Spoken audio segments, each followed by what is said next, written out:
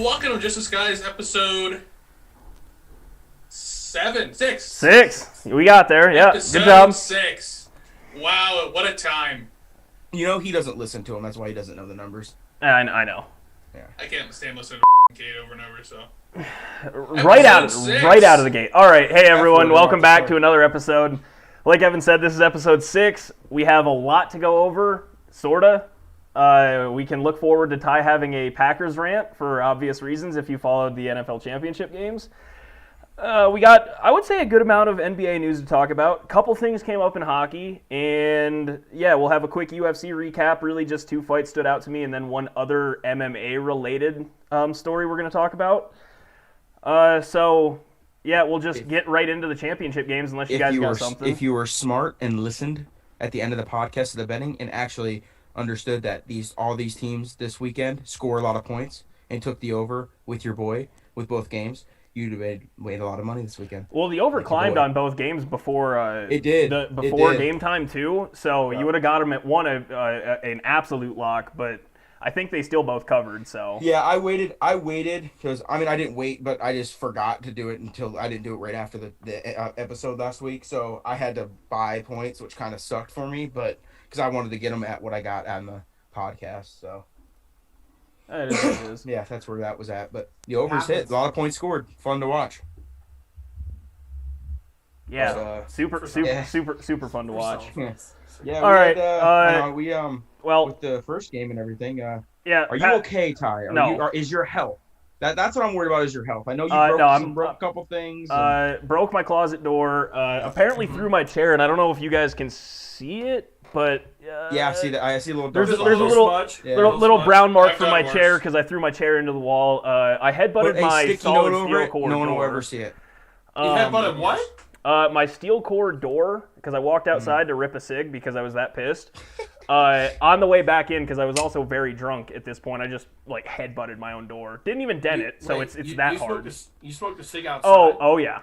Not inside? Not inside? No one does. All cigarettes are inside. Six inside, baby. Here at Just Us Guys, it's 6 inside. It's 6 inside till we die. You know what I mean? Bye.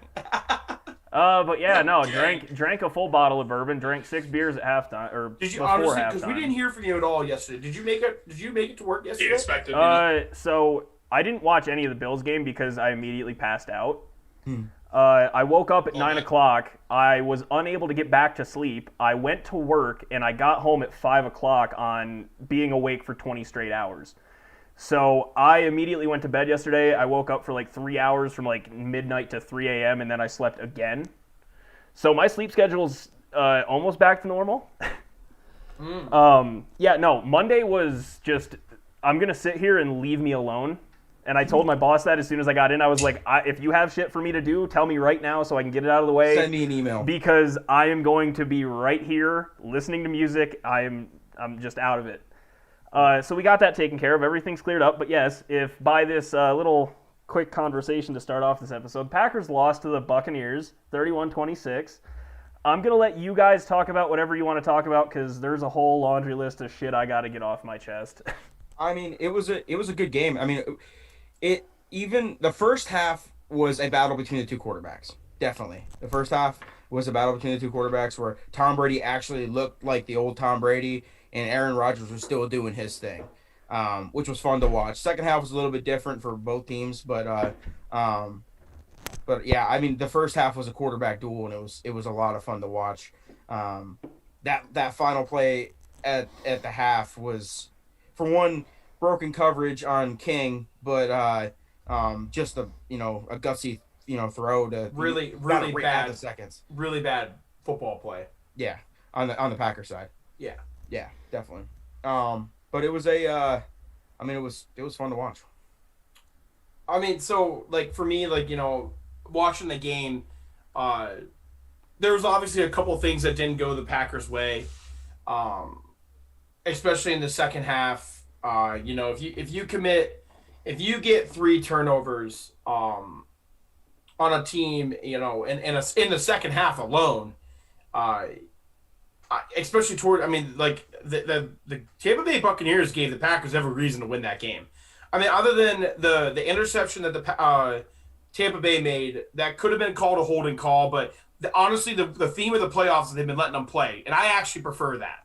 I hate that ticky-tack bullshit. I think like how Green Bay got called for that pass interference and the last drive, even though that probably didn't change the outcome of the game, it didn't help. It was on fourth down. I feel like that was a big one. But I mean, like either way, they were probably going to run the clock down to under a minute, and the Packers had no timeouts. But that's not the point. Either way. I mean, it's Aaron Rodgers. We've seen. Yeah, it's all what ifs at this point. Yeah. My biggest thing at that call. I mean, it shouldn't have been pass interference. It should have been defensive holding, which is only a 5-yard penalty. Yeah, but they would have got a first down either way. No, they were 4th and 6. They were 36. It doesn't matter. It's automatic first down. Oh, is it? I thought it's automatic first down. Okay. Yeah. Yeah. But I was doing research and everything, and I praised Green Bay for this last week. In the game that they beat, oh my God, Rams. The Rams. Thank you. Yeah. They rushed the ball 39 times. Okay. And 3 different running backs got at least 10 carries, which is how you win playoff football games in Green Bay. Then this week they had 16 rushing attempts total. Now, I get it, they played from behind a little bit, but I mean the first quarter, even when they were down 10-7, right? They were down 10-7 at one point. Mm-hmm. They weren't running the ball. Like they never ran the ball. I don't know I know Tampa Bay's run defense is pretty damn good, but I don't know if they were just like, that wasn't the game plan or like they literally were just saying, hey, we're going to put the ball in Rodgers' hands and we're going to say go win the game. I don't know. But either way, they were pretty one-dimensional, and I understood they had to be one-dimensional once the game, they were down 2 scores and stuff like that. But, I mean, early on, they didn't run the football. And that's almost their bread and butter. Like, what makes Rodgers, we said it, what makes Rodgers and this team. He was number 1 on play action this year. Yeah, and what makes him so good is that you gotta respect the 3 running backs out of the backfield. Oh, they have a great running back room. Yeah, whether catching or running, and they ran it 16 times. Yeah. And I'll let you go in 1 second. I got one more other thing to say. I thought the Packers defense actually played solid. For giving up 2 turnovers the Packers turned the ball over twice in Packers territory, and they only gave up what? It was 31 points. Yeah, 31. That's not a bad defensive game. And against the Tampa Bay Buccaneers have one of the best offenses in the league. So like 31 points, 2 turnovers in your own territory, and you still had a chance to win the game in under like 4 minutes, 3 minutes. I thought the Packers defense played pretty solid. They caused 3 turnovers in the second half, which completely changed the momentum of the game. Like, literally the first interception, the Packers scored, interception, then scored, and everyone was like, oh, shit, like, this is a game. Exactly. And then they got 2 more interceptions, which, by the way, when we talk about the Bucs, we'll talk about Tom Brady. But I already got a whole laundry list of things. So they committed 3 straight possessions. They got a turnover, and the Packers only scored once out of those 3 turnovers. They got 6 points, 2 field goals. Yeah. So that right there's the telling of the game. When the Packers turned it over, it was the very next play. The Buccaneers scored a touchdown, and I think they scored a touchdown off the interception as well. Yep. So, I mean, that's pretty much the game to me. I don't think the best team won, but hey, any given Sunday. True.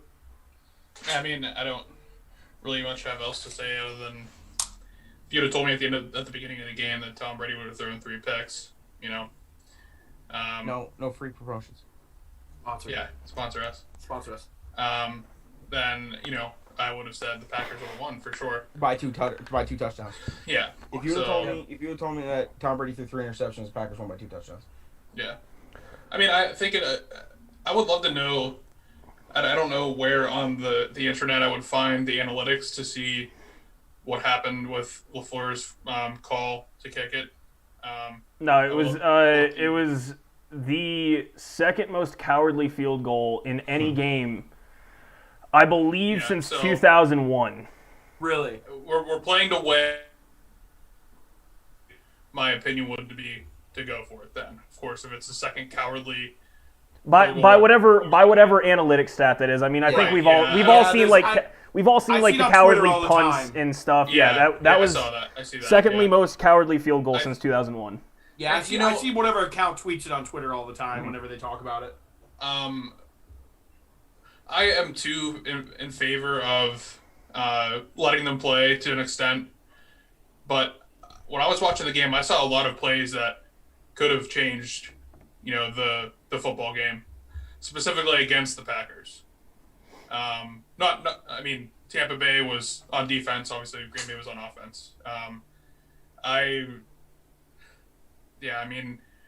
I said, I like seeing them let him and play and rough it up a little bit, but I think the Packers got shafted a little bit on the ref side as well. Yeah, it's been consistent though. Honestly, it has been consistent throughout the entire playoffs. So I mean, you can't complain about at least it's not inconsistent. Keeping inconsistent, yes, right. But there are levels of pass interference that need to be called, which I thought maybe a few of them were pretty borderline. There was a really bad holding call on Devontae Adams I saw that they let play. They through. let it go. Yep. Yeah, but those are the type of things that I'm talking about. Like that extends a drive and gives Rodgers a little bit of momentum, and who knows, they go score a touchdown and the game's different. But those are all hypotheticals, and we can also what we're here to do. It's not listen. It's not ironic that a quarterback who switched teams to the team that's hosting the Super Bowl, finds a way into hosting the first Super Bowl. Has a super offense. As a first home Super Bowl ever. So we won't say that out loud, but it is ironic, how it flowed that way. Is it my turn yet? Yeah, I'll say one closing thing. Go ahead. Wait, no, 1 second, Ty. 1 second. I want to comment on what Evan said. Evan, I know that I can understand the analytics might have said that it's the most second cowardly field goal in since 2001, but to be honest with you, I didn't hate it. I did not hate it. I've seen worse. I mean, if you're saying that you liked how the defense was playing, one worse. Right. So in my opinion, the way I looked at it, the situation is I said they were down 8. They take the field goal, right? They had 4 stoppages of time before that field goal. They had the 2-minute warning and 3 full timeouts, right? In my opinion, with the way they were playing, I would expect the Green Bay Packers to get a stop and give Aaron Rodgers the ball back with a minute to a minute and a half. And if he gets the ball back right there, he scores a touchdown. There's nobody in the history of the game. I know there might be more fourth quarter comebacks from Tom Brady or whatever quarterback you want to name. There's nobody better at pulling absolute shit out of their ass. I'd rather have. There's no one I'd rather have. There's nobody better at pulling shit out of their ass than Aaron Rodgers in the end of the game. And I didn't hate it because of that. I sat there and I was like, take the points because your defense is going to get a stop. But then the encroachment, first down, and then, it was... Well, at that point... unraveled at that point. At that point, you're trying to win the game rather than just tie it. Correct. Yeah. What I'm saying is I think it's harder to score a touchdown and get the 2-point conversion on a 4th and 8 than it is to get the field goal, get a stop because they're going to run the ball, but then they gave up a pretty big first. They threw the ball on first down, picked up 8 yards in the encroachment. So it's all hindsight's 20/20. But I didn't hate the call, honestly. Yeah, in the span of Aaron Rodgers' career, he has 25 game-winning drives. Now, he's a lot younger than Tom Brady, who has 48. He's only played, 13 seasons, Ty? Aaron's only started, I think, 13. Yeah, I don't count beforehand. And he missed he's missed 16 games in the last 5 years, so. So you're telling me he's averaging 2 a year. That's a roughly. Lot. Yeah, that's a lot. All right, Ty, let it rip. Okay. All right. So, let's see. Where do we start? Turn the volume up, folks. Probably just the start of the game. So I'm just gonna do an overarching thing real quick. Packers deserved to lose the game. They played better in quite literally every regard. They won the turnover battle. They won the time of possession. They won the yards, and they still beat themselves. It's the first time all year, because I'm not even excluding the Week 6 Tampa Bay game.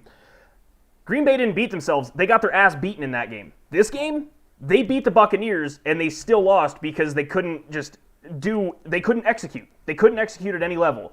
One that comes immediately to mind. They went for 2 earlier in the game. It literally hit Alan Lazard in his fucking hands. In his hands. And he just said, I'm not going to catch this one. There was the pass to Devontae that is a 100%er. I've watched it at least 9 times this year. Because it ended up being a field goal. Yeah, that was a field goal instead of Devontae Adams, where he literally catches it every single time because him and Aaron know the timing down to a T, throws it, it's just outside, Devontae doesn't catch it. It was like he had his hands on it, didn't catch it. It was a perfect Didn't catch it. So there's 7 off the board. There is, I don't know who the hell Redmond is, but he had the easiest interception ever on Tom Brady. Tom Brady literally just threw a punt. He threw a punt.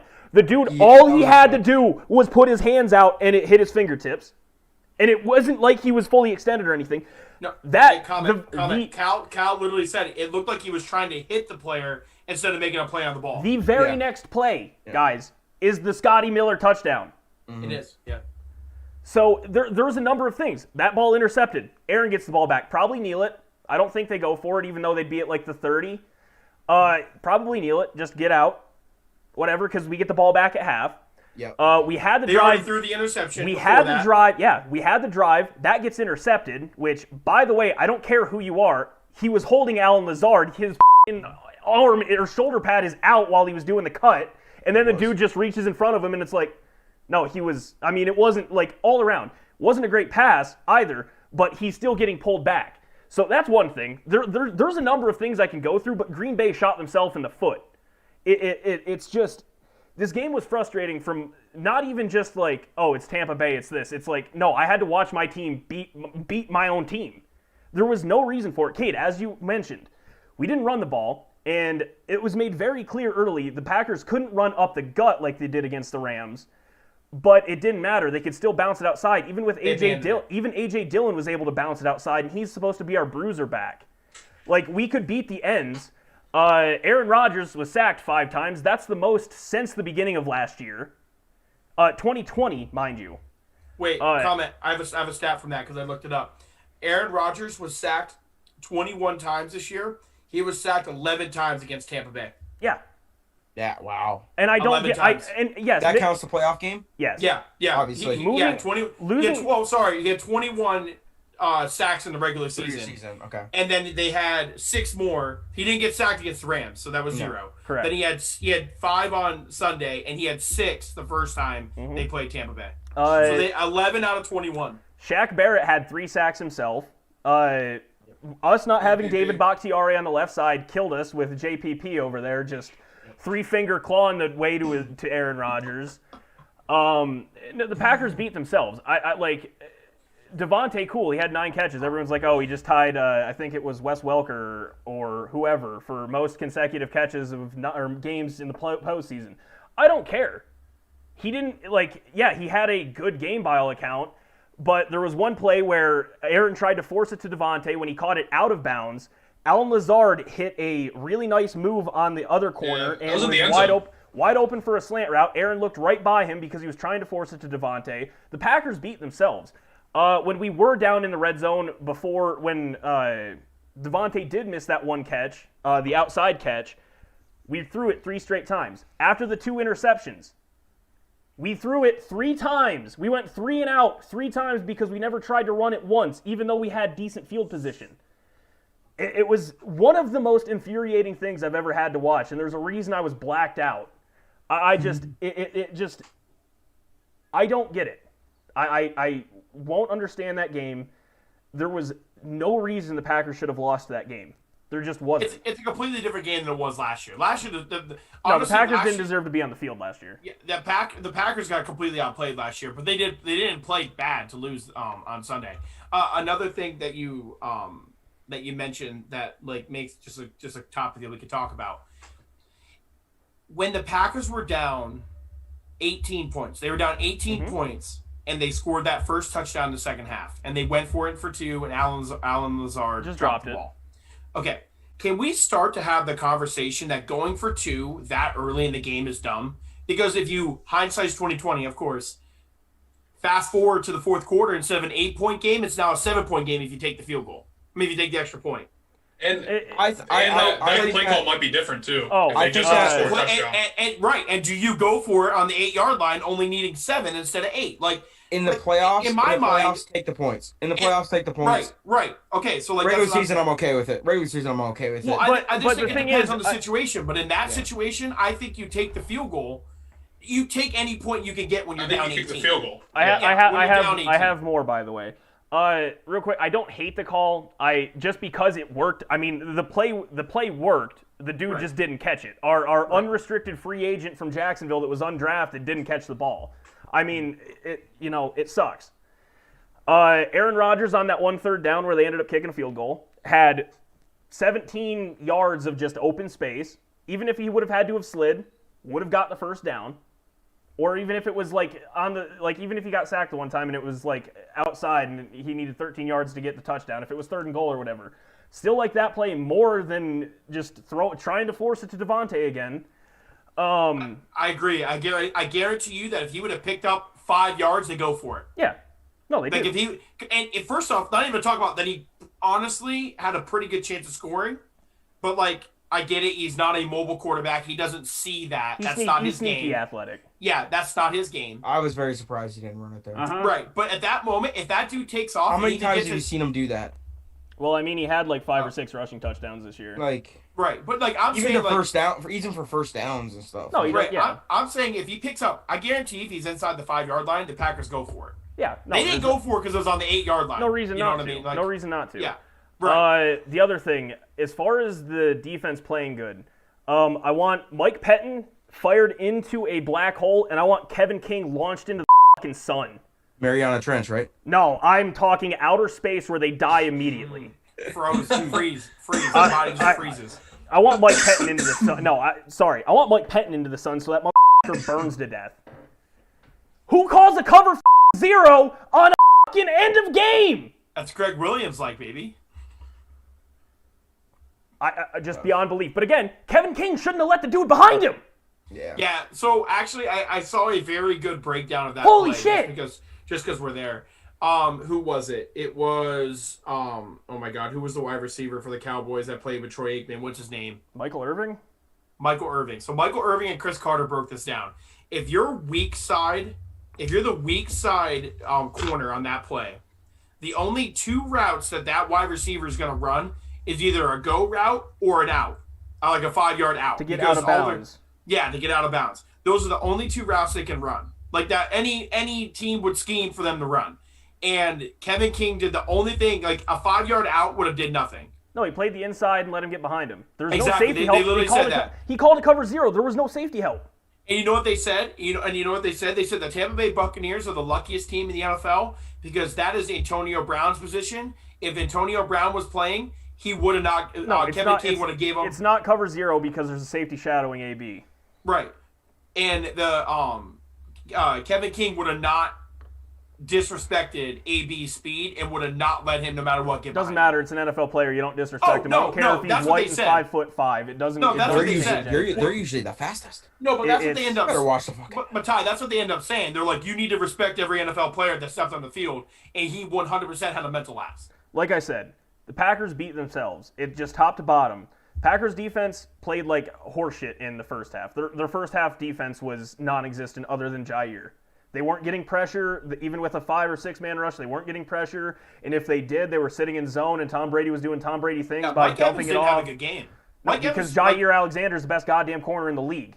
Him, He's really him good. or Ramsey. He let a 0.0 rating against him in the playoffs. Yep. He's that good. Yep. Oh, it's so frustrating. But no, the Packers beat themselves. I can go on about this quite literally all day.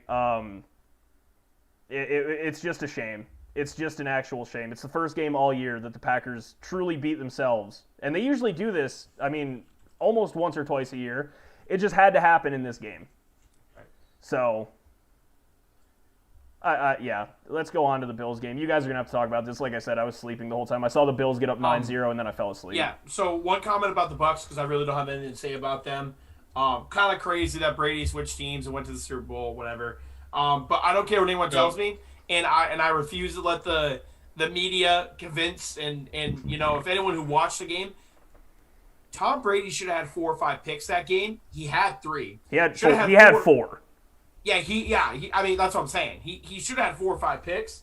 I have a lot of a 2015 Peyton Manning vibe to this postseason, where it's kind of just like almost too glaringly obvious that Tom Brady could win a Super Bowl. I mean, it's almost glaringly obvious, but yeah. Well, I mean, I do agree with that, but he also threw for 400 yards versus the Redskins defense. So. Oh wow. Wow. You can't just ignore that. He threw for 202 in the first half. Guess how much he threw for in the second half? He plays math. 80. Yeah, I understand. And had 3 interceptions. On 3 straight possessions. I understand. You can't ignore any other games. What's going to happen? Because it fits your narrative of Tom Brady. All right, well, that's what Brady's arm looks like. Hang on. Stop. Time out. Real quick. We'll talk about more when it gets to the Super Bowl time next week when we have the full episode about the Super Bowl. But if it's a shootout in the Super Bowl, the Tampa Bay are going to lose by 2 touchdowns. I can't wait. His arm's going to fall off in the second half. He's not going to keep up with Patrick Mahomes. Real quick. Just real quick. This is just a quick little fun fact about Tom Brady. Win-loss record in the playoffs when throwing 3 or more interceptions and a passer rating below 74. All right? Tom Brady is 3-1 in his entire career. The rest of the NFL since 1950, 15-115. Yep. Not Brady left. Yep. No, wait. It gets better. It gets even better. Tom Brady forced that fumble. It gets even better. Are you kidding me? It gets even better. Tom Brady picked that ball up. He made him do that. No. It gets even better. Tom Brady has a better winning percentage in playoff games when he throws 2 or more interceptions than when Aaron throws 3. Touchdowns? You mean 3 touchdowns? Yes, 3 touchdowns. 3 touchdowns. Okay. Tom Brady when throwing 2 or more interceptions in the playoffs, 7-4. Aaron Rodgers when throwing 3 touchdowns in a playoff game, 5-3. We're not done yet. We're far from done. Wait, hang on one sec. Where is this one? Right here. Points allowed. Overall points allowed, real quick. I know I make a big deal of Aaron Rodgers' defense always giving up a ton of points. And this time it was only 31. I'll give them that. They kept them under the average points. Still 30, though. Let's see. Points allowed in a season. All right? In a full Patriots season for Tom Brady when he was quarterback, because Tom Brady is the only quarterback where wins are a quarterback stat. That's it. The 2003 Patriots, his third Super Bowl, right? Yeah. No, second, because the Bucs were the 2002 champs. And then he won 2004. Yep, 2003 Patriots through 19 games gave up 295 points through 19 games. The 2004 Patriots, 311 points through 19 games. The 2016 Patriots, 311 points through 19 games. Not even averaging 20 points a game. The 2001 Patriots, 319 through 19 games. Aaron Rodgers, because these are just quarterback stats, Aaron Rodgers, through 9 playoff losses, 322. Yeah. That is insane! Yeah. Hey, listen. Tom Brady makes everybody better. Defense better. I actually had someone message me today and openly say that his winning rubs off on the team. Yeah, no, I've had a bunch of people try and tell me that. Yeah. That his winning ability rubs off on the rest of the team. I wouldn't say his winning ability. I would say his leadership. Okay, yeah, fine. Okay, say he's a good leader. Tom Brady is the best defensive coordinator on the face of planet Earth. There's good leaders on every team. I would say Malcolm Jenkins is one of the best defensive leaders in the NFL. That dude Malcolm Jenkins can make anybody run through a wall, but that doesn't mean Malcolm Jenkins makes Drew Brees not throw 3 interceptions. He has nothing to do with that. Oh, also, Cade, you'll love this one. Because Tom Brady is praised for being to 14 conference championships games, 10 of which he's won. All right? Yeah, that's crazy. Yeah, no, crazy stat. Crazy, right? Yeah, crazy. He's thrown 21 touchdowns and 17 interceptions in 14 games. It's almost like he's Alex Smith. Alex Smith is better than that. Yeah, I think Alex Smith would put up the same numbers in those games. with an 82.7 passer rating. So he completes under 60. He also completes under 60% of his passes in AFC Championship games. 21 so in 14 games, he completes 21 and almost, just over 17 50. in 14 games is bonkers. Yeah. That's horrible. Mm-hmm. Yeah, everyone wants to put Carson Wentz on a stake, and he had 17 touchdowns and 15 picks through like 12 games. Okay, so Tom Brady's Carson Wentz. In Carson Wentz's worst form. Mm-hmm. Carson Wentz's worst year is Tom Brady in AFC Championship game. But yeah, we can Evan carry. has a rebuttal. He's looking. I mean, he can have a rebuttal, but these are just actual stats. I'll wait till next. I have to gather some stats here. Can't do it on the fly. Too many. Too many. Tom Brady's he's too accomplished. Too accomplished. Dude, when you play 45 games, yeah, you're gonna have all the records. Like, there's a reason why he's there. There's a reason that Aaron Rodgers only has 6 less in literally a third of the games. Touchdowns. Like, he's like third in yards. And played in a third of the games. Yeah. We have a whole Tom Brady hate. These are invalid. Campaign. We have a whole Tom Brady hate. It's not a Tom Brady hate. These are just facts. Mine are. Mine's a Tom Brady hate. I don't get how people can call him the greatest when he has 21 touchdowns, 17 picks in the biggest games of the year. And then people want to poo-poo on Aaron for having 5 and 5. Tom has over won a game. The big games. Tom has over won a game. You gotta win the big games. It's not a f***ing quarterback stat. You gotta win the big games to be called the greatest, no matter what. Jesus Christ. Whatever stat you think it is, you gotta win the big games. Oh, by the way, guys, hey, Aaron off those 2 interceptions, even though he only scored 6 points, because it's a quarterback stat, not a team stat. That would have beat the Rams in the Super Bowl. But yeah, Tom Brady's the greatest. Also, just for future debates that's on this podcast, because Evan values team accolades so much. As a quarterback stat. No, as a player stat. Just remember that. Just remember, pod fam, just remember that. Moving on. All right, Bills Chiefs. Go ahead and talk about it because I wasn't awake for it. I saw 9-0 and then I woke up and saw that the Chiefs had won. Quite literally, I will say that this game was purely just outcoached. Andy Reid had a game plan, and they executed it perfectly. And that's really all I gotta say. Mahomes is Mahomes. He's gonna get his. Josh Allen did a couple things that kind of looked like the reverted Josh Allen, but he still played okay. He probably 4 to 5 times watching the game, he pretty much took the ball and ran straight back with it in one hand. He might have broke the sack yardage in one game. Yeah, if he would have got sacked at the yardage where he was at, they would have gotten almost 100 yards worth of sacks. It was crazy. Just started running straight backwards with the ball in his hand, extended. It was nuts. I mean, I understand that he makes a lot of plays and extends the play a lot of the times, but he was running like 30 to 40 yards back behind him. I don't understand. But did they have a run game at all? No. 0. Okay. I that was what we were all concerned about, and okay. You can't. The Browns had a better. Cal said this to me yesterday. The Browns played a better game against the Chiefs and the Bills did because the Browns were able to run the ball. They did. That makes sense. They had 18 rushing attempts. How many of them were Josh Allen? I don't know that. 18 rushing attempts. I got you. They had 129 rushing yards. I think Josh Allen had 60. 7 carries.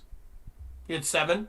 7 of the 18. So there was only 11 designed run plays. So to be worse than the Packers in that stat's actually pretty impressive. That's not a lot. That's nothing different than what they did their previous game too, right? Correct. Same thing they did against the Ravens. Right, but they're just not gonna. You're not gonna beat the Chiefs doing that. You're putting yourself in a shootout position. Yeah, and you, Josh. I don't care what anyone says. I don't care what anyone says. Nobody's out shooting out. Oh, no one's out shooting the Kansas City Chiefs right now. No. The last 3 years, no one's doing that. No. So what I saw from the game, and what I wrote down, as I said, Josh Allen looked like the Josh Allen issues that we've seen in the past. He was not very accurate. I think the only time he was accurate was when he threw towards Stephon Diggs. I think that was it. And that's funny when I type that in, Kate, it says on CBS the headline says Bills Josh Allen reverts to old form. Yeah, right. Literally. Yeah. Now listen. I know I've been critical of the Bills, and I'm glad they won a playoff game. Like two playoff games. Sorry, kudos. Got the conference championship. That's awesome. Congrats. Yep. But this was a big game for Josh Allen because he's going to learn from it, and he'll probably get better from it. But I just want everyone to, all the Bills fans, and there's people in the NFL on ESPN. This makes me cringe more than anything. A professional network that's like supposed to be respected. The leader of sports.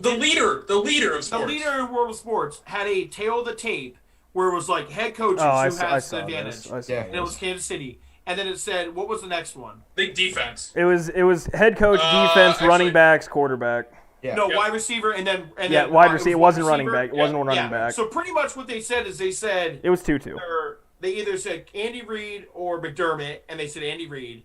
And then they said Bills defense or Chiefs defense. They said Chiefs defense. Mm-hmm. And then they picked Josh Allen over Pat Mahomes, and then picked Stephon Diggs over Tyreek Hill. Nah, it just said wide receiver. Okay, so that's like four. It's still the Chiefs. Yeah. It's still the Chiefs. Like, I don't care how good Stephon Diggs was this year. I know he had a great year, and I'm not saying he's not. Go to Cole Beasley. Credit to you. But Tyreek Hill, Kelsey, Watkins, and McCole Hardman.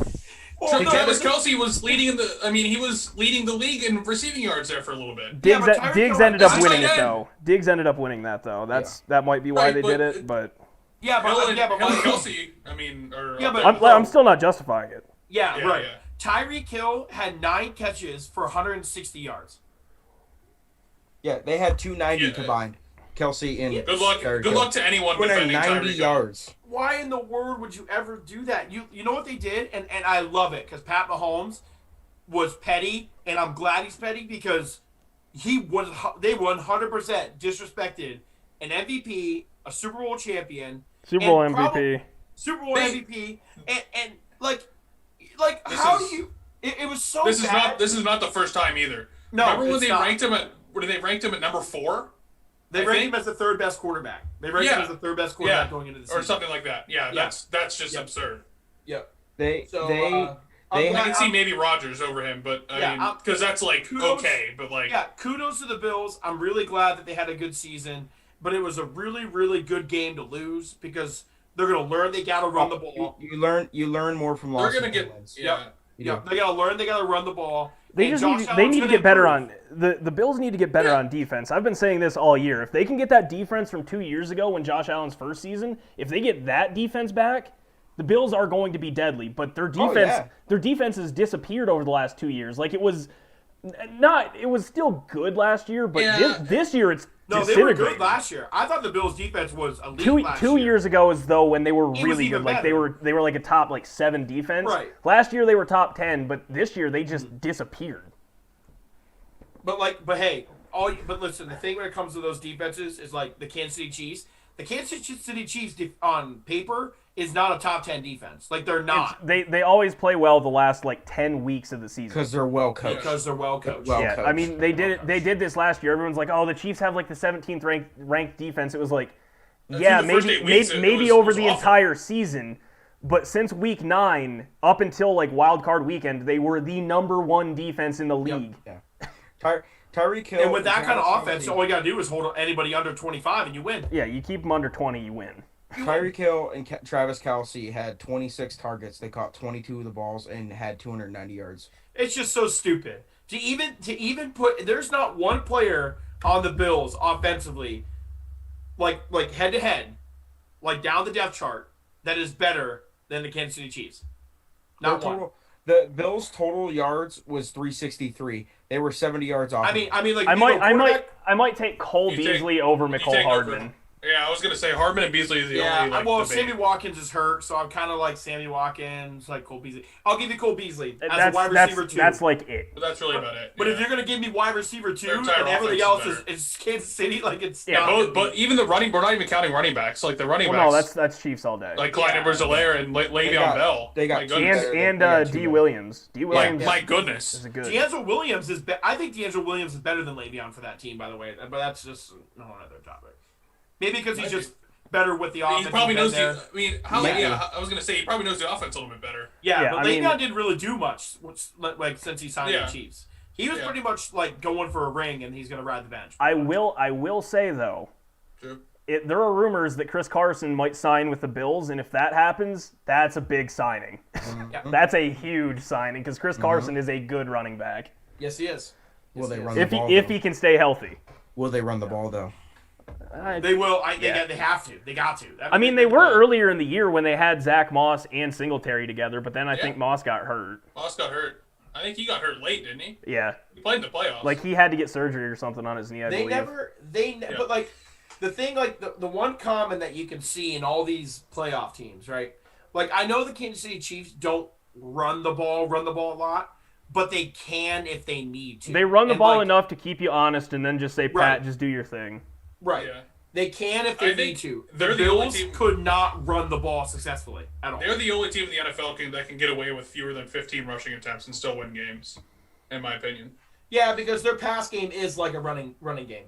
Well, yeah, when you do those shovel passes or you have Pat flip it out, it's their scheme allows them to not have to run. What's it called? What, the sweep? Hot sausage. Hot sausage. Yeah. that foot play that Travis Kelce comes around and it's like a little tight end screen at like the 1 yard line. That or They call it if they put a dude in motion and literally Pat just goes like hot potatoes it to Watkins or Hardman.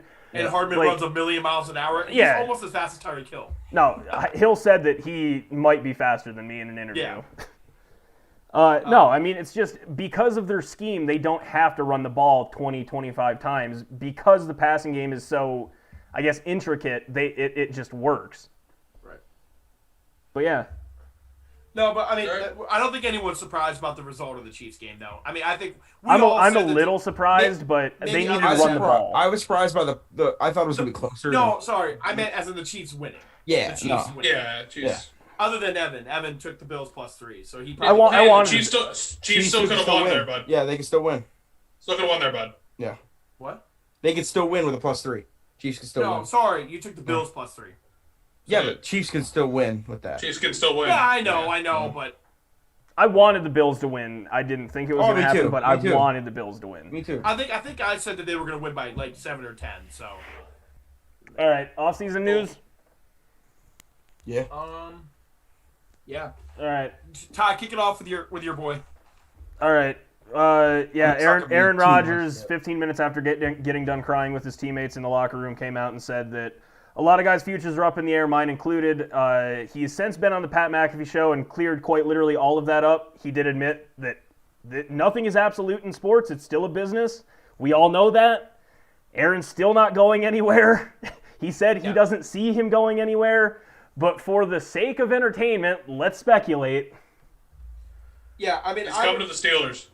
There it is. Okay, so this is I what would shoot gotta myself. say. By the way, I do would need to not say do this. that. I would would die not. for Aaron I would Rodgers. send you a Pittsburgh jersey. I would burn it. I would. So this is what I have to say about it. So the only reason why it's a headline is because they did draft Jordan Love last year in the first round. If that never happened, those comments would be out the window and they'd just be like, whatever. He was in the heat of the moment. In the heat of the moment, yeah. And it really is still like that. And Like, again, it's still- I don't know if any of you guys looked at the free agency chart for the Packers. There's 17 players from this team on it. Mercedes Lewis, Corey Linsley, Aaron Jones. Like, there's a lot of good players that are up. And that was part of the reason for this comment is because he knows this group of guys are never going to be together again. Right, That's why he was so upset about it. Like, he loves Mercedes Lewis. He loves Aaron Jones. Corey Linsley is quite literally his center. Like, right. Yeah. So like I just like the only thing that I'm gonna say is I truly don't believe Aaron Rodgers will retire a Green Bay Packer.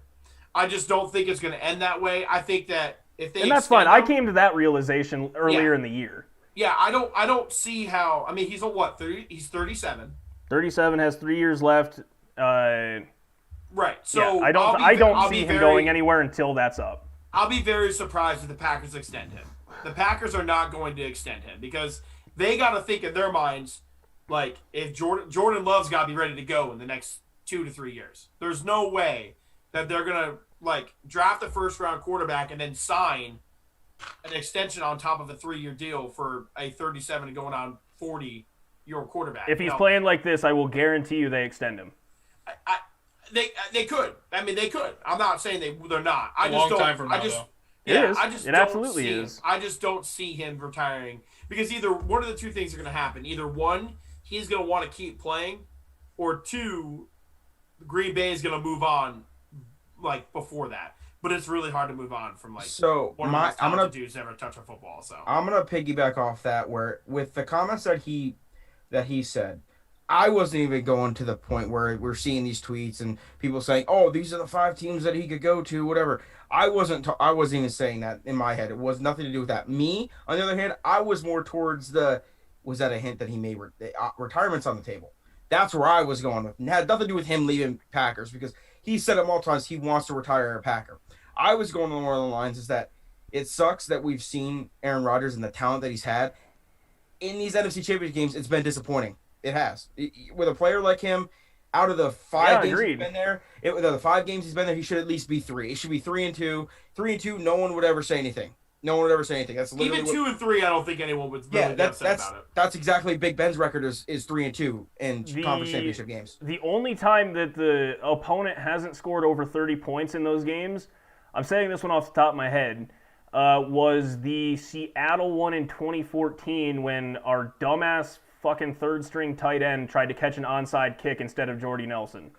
Yeah. Fucking moron. A lot of stuff has happened in those games that it definitely has been not towards the Packers' favor. But I will say that was that quote for me, like what he said and everything, had nothing to me. I didn't jump right into like, oh, what team's he going to? I was thinking we might see 5 legendary quarterbacks retire this year. We might see 5. We're going to see probably 3. Aaron ain't gone.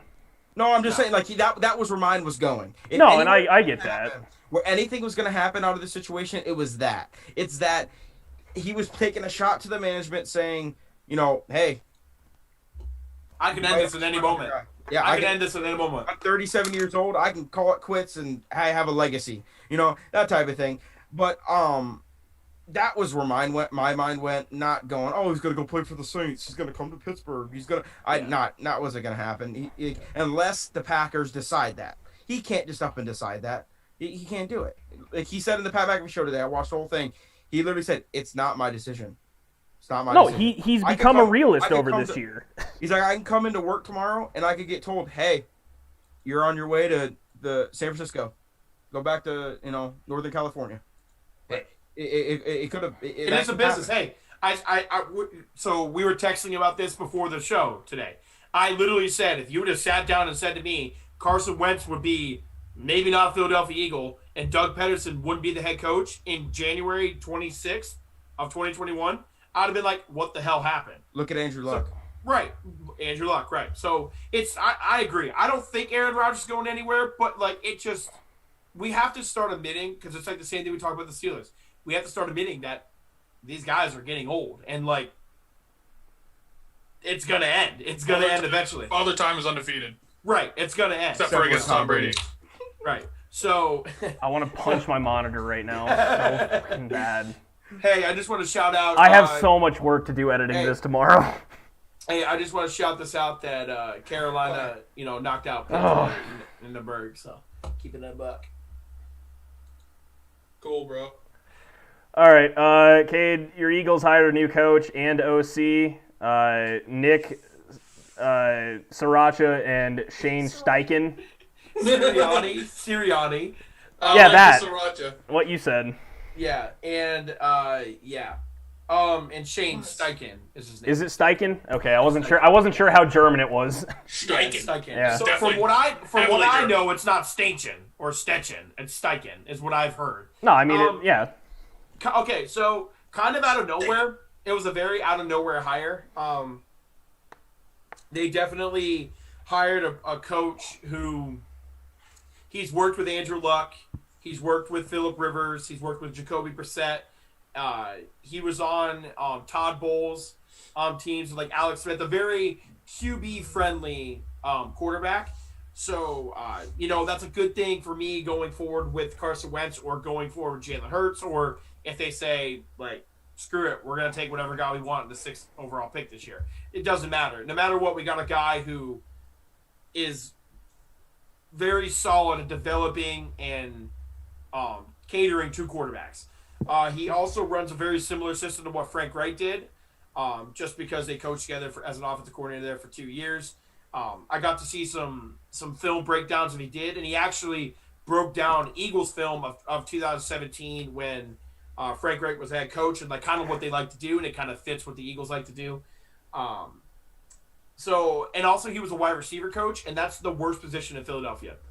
He was a wide receivers coach, and it is the worst position. He was a wide receiver coach for Keenan Allen, Mike Williams. He worked with Travis Kelce. He worked with Sammy Watkins in Kansas City, T.Y. Hilton. So he's been around the block with good wide receivers too. So that's what I'm excited about for him. And then with Shane, he worked with Justin Herbert. He was a QB coach with Phillip Rivers and Justin Herbert. He was the offensive coordinator for the Chargers. So I'm very happy with the offensive coordinator head coach combo they went with. I know last week I said that I really wanted a defensive-minded coach. But if I'm not going to get a defensive-minded coach, this is my second best. No, and I mean, you did say that. Profile. You said if you're not getting a defensive coach where your OC can just focus entirely on the offense, that you'd rather just have offense, which makes sense. Give me two guys that's what they do. Give me two guys that's literally what their specialty is. Now, it is concerning that they didn't come from Sean McVay because everything I've heard, his pupils work out usually, except Zach Taylor. Right. So it gives Zach Taylor time. Yeah, no, Zach Taylor didn't get a fair shake at this. Right. So, I mean, for those two hires, I'm happy. Hopefully they can kind of – I don't think the Eagles are going to do a full rebuild because if they're doing a full rebuild, they would have probably got rid of players by now. Oh, well, I guess you can't yet, but there would be conversations of that. I think they're going to try to draft well, maybe trade a player or two and run it back and see where they go. I expect them to be bad next year. I expect Carson Wentz to be better, but I expect the team to be bad, and then maybe a year or two down the road we'll be back in the playoff hunt. But if you're going to be bad, be bad. Don't be mediocre, though, even though 7-9 might win the East. Yeah, you can get away with being mediocre in the NFC East. I don't think it will next year. I don't think. No, I don't think it will either. No, the NFC East is actually 10-6 might though. Yeah, to set up to be a lot better than what they are. I mean, if Dak doesn't go down, Cowboys win the division, most likely. So more than likely, yeah. Yeah, but they were 1-4 with him, so before he got hurt. So we don't know. And giving up like 50 points a game. You're gonna have to deal with Deshaun Watson every 2 times a year when he goes to Washington. So that would be brutal. Yeah. When it comes to this hire, for me, I think it's the best possible outcome for Carson Wentz, in my opinion. For a couple reasons. I have down in my notes that he coached under Frank Wright, which that's the best we've ever seen Carson Wentz play is during that time. As well as he's a young, fiery. I don't know if you've seen any highlights of him like on the sidelines. He's into it. I mean, he's into it. He's smacking pads, head button helmets. He's a player's coach, but not afraid to hold players accountable. Yeah. So he's a young fiery coach. He's got that attitude that I feel like him and Carson Wentz are going to really mold well with, that winning, I'm going to do whatever it takes type thing. But I also, a lot of the negative things, and I know probably Evan's going to touch on a little bit, we talked about it earlier this week, is the non-play calling experience that he has or doesn't have really. I think that's actually going to benefit Carson because I think that's going to allow Carson to be more, have more hands-on stuff with that with the playbook and play calling and, executing as well as pre-game planning, all that kind of stuff. So this is my take on that because I don't like the coming from a system where you don't get to call the plays. Like everyone wanted to bag on Matt LaFleur for having like the 29th ranked offense when he came from Tennessee. But the thing is, he called the plays there, so he had that experience. The thing that Mr. Sargento down there needs to take note of from Matt LaFleur, though, His name is Sirianni. Say it.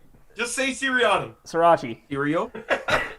The one thing that he absolutely needs to take from Matt LaFleur, though, is because, while, yeah, Carson isn't Aaron, Carson, I think, demands a sliver of that respect to an extent, where he needs to go sit down with both Shane Germanman and get Carson in there, and all three of them need to sit down, look over the playbook that he wants to institute or that Shane wants to institute, and say, Carson, what do you like? What do you don't like? Why don't you like it? Why do you like it? And what from previous regimes did you like that you want to do more of? Because that's what LaFleur did with Aaron. And it's a fresh start. And look what happened over the last 2 years. Yeah. Right. It's exactly. That's what he has to do. If he comes in and tries to be a dictator and just implement whatever he wants, it's going to be the same exact thing that happened this year. It's going to be a problem. Jalen Hurts will be starting.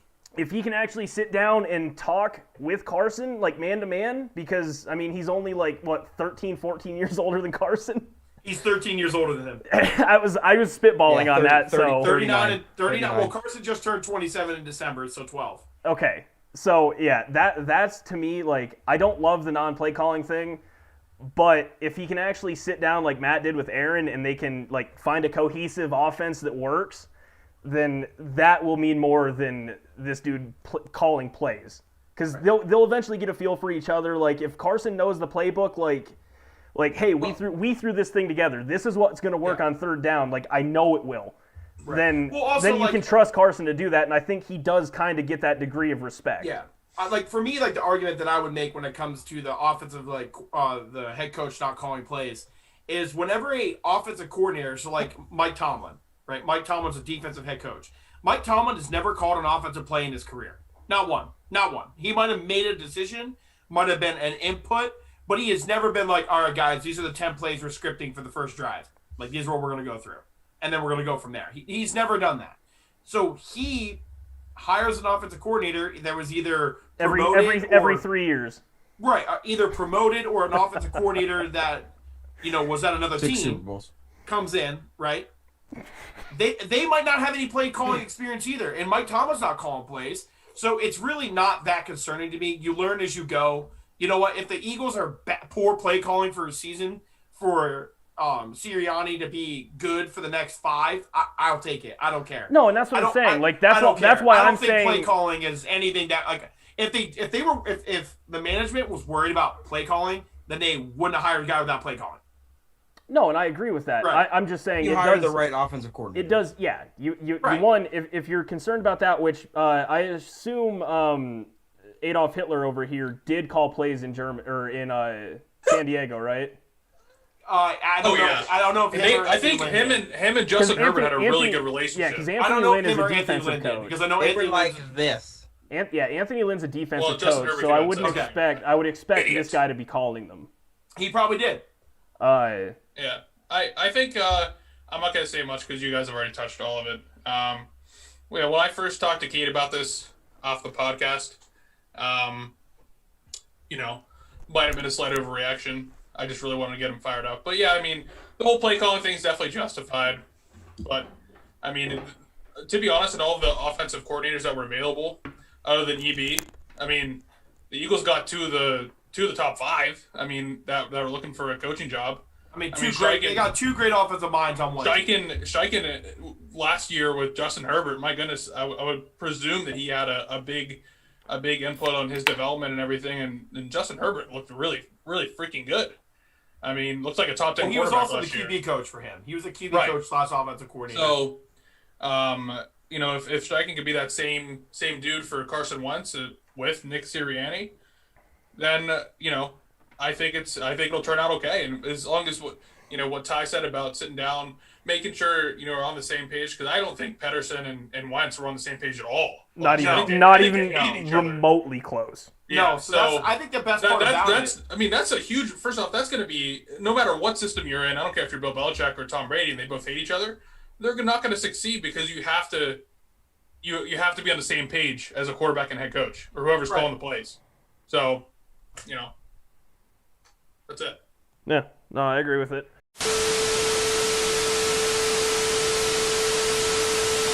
Hey everyone, we're back. Sorry about the technical difficulties. Yes, sir. Power grade. All right. Cal and Kate, they do the podcast at McDonald's. Yeah, they do. All right. I forgot what our power is connected to McDonald's. You're right, Evan. You actually live closer to McDonald's. Bastard. You actually live closer to McDonald's. That sucks, man. Can I have a large fry? All right. Anyway, we need to talk about this one because it's absolutely massive. Cade, this kind of did play off of what we were talking about prior to the technical difficulties. Having a coach and quarterback on the same page is pretty vital. A head coach that's not going to be on the same page with his quarterback is PC principal in Detroit with Matt Stafford. Matt Stafford is going to be traded. He's going to be somewhere else. Evan, the Penguins just scored, so that's good news. 2-2 or 2-1? 1-2, yep. So yeah, Matt Stafford is out. Like, that's for sure. It's just who can give the Lions the best deal. Mm-hmm. I have no idea where Matt goes, and it makes sense for the other team to trade. Like, I've seen a bunch of people. I have a list. I've seen a bunch of people say Indy. I've seen a bunch of people bring up the Deadskins. I've seen a couple Broncos photoshops. You got a top 5? You want to hear mine? Yeah, I don't know where he goes, where they can get a return on Matt Stafford, because to me, Matt Stafford's a top 10 quarterback outside of Detroit, quite literally his entire career. Detroit, and what I read today is Detroit's only asking really for at least a first-round pick. Doesn't Miami have 2? Sounds like a pretty good deal to me. If I'm Miami, I take Matt Stafford either we'll one of that those first rounder. Honestly, I bet the Lions would take Tua. I bet they would take Tua. 2 in a first round, I would take in a heartbeat. Yeah, I bet the Lions would take that. He'll go die there. Well, I mean, he's probably Tua would actually die in Detroit. Alabama quarterback, really. He was dead before he even came out. Anyway, Cal, what's your top 5? My top 5 for Matthew Stafford. How biased is this list? Not very biased at all. Actually, I don't have my team on here. Okay. I went realistically. Okay, I appreciate that. Thank you for having some journalistic. No, you say number 1 Pittsburgh. No, 1 Indianapolis Colts. I mean, I think they would just be absolutely diabolical with him under center. Then I'm gonna go 2 49ers.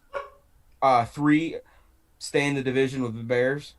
4 the Washington football team, and then 5 the Panthers.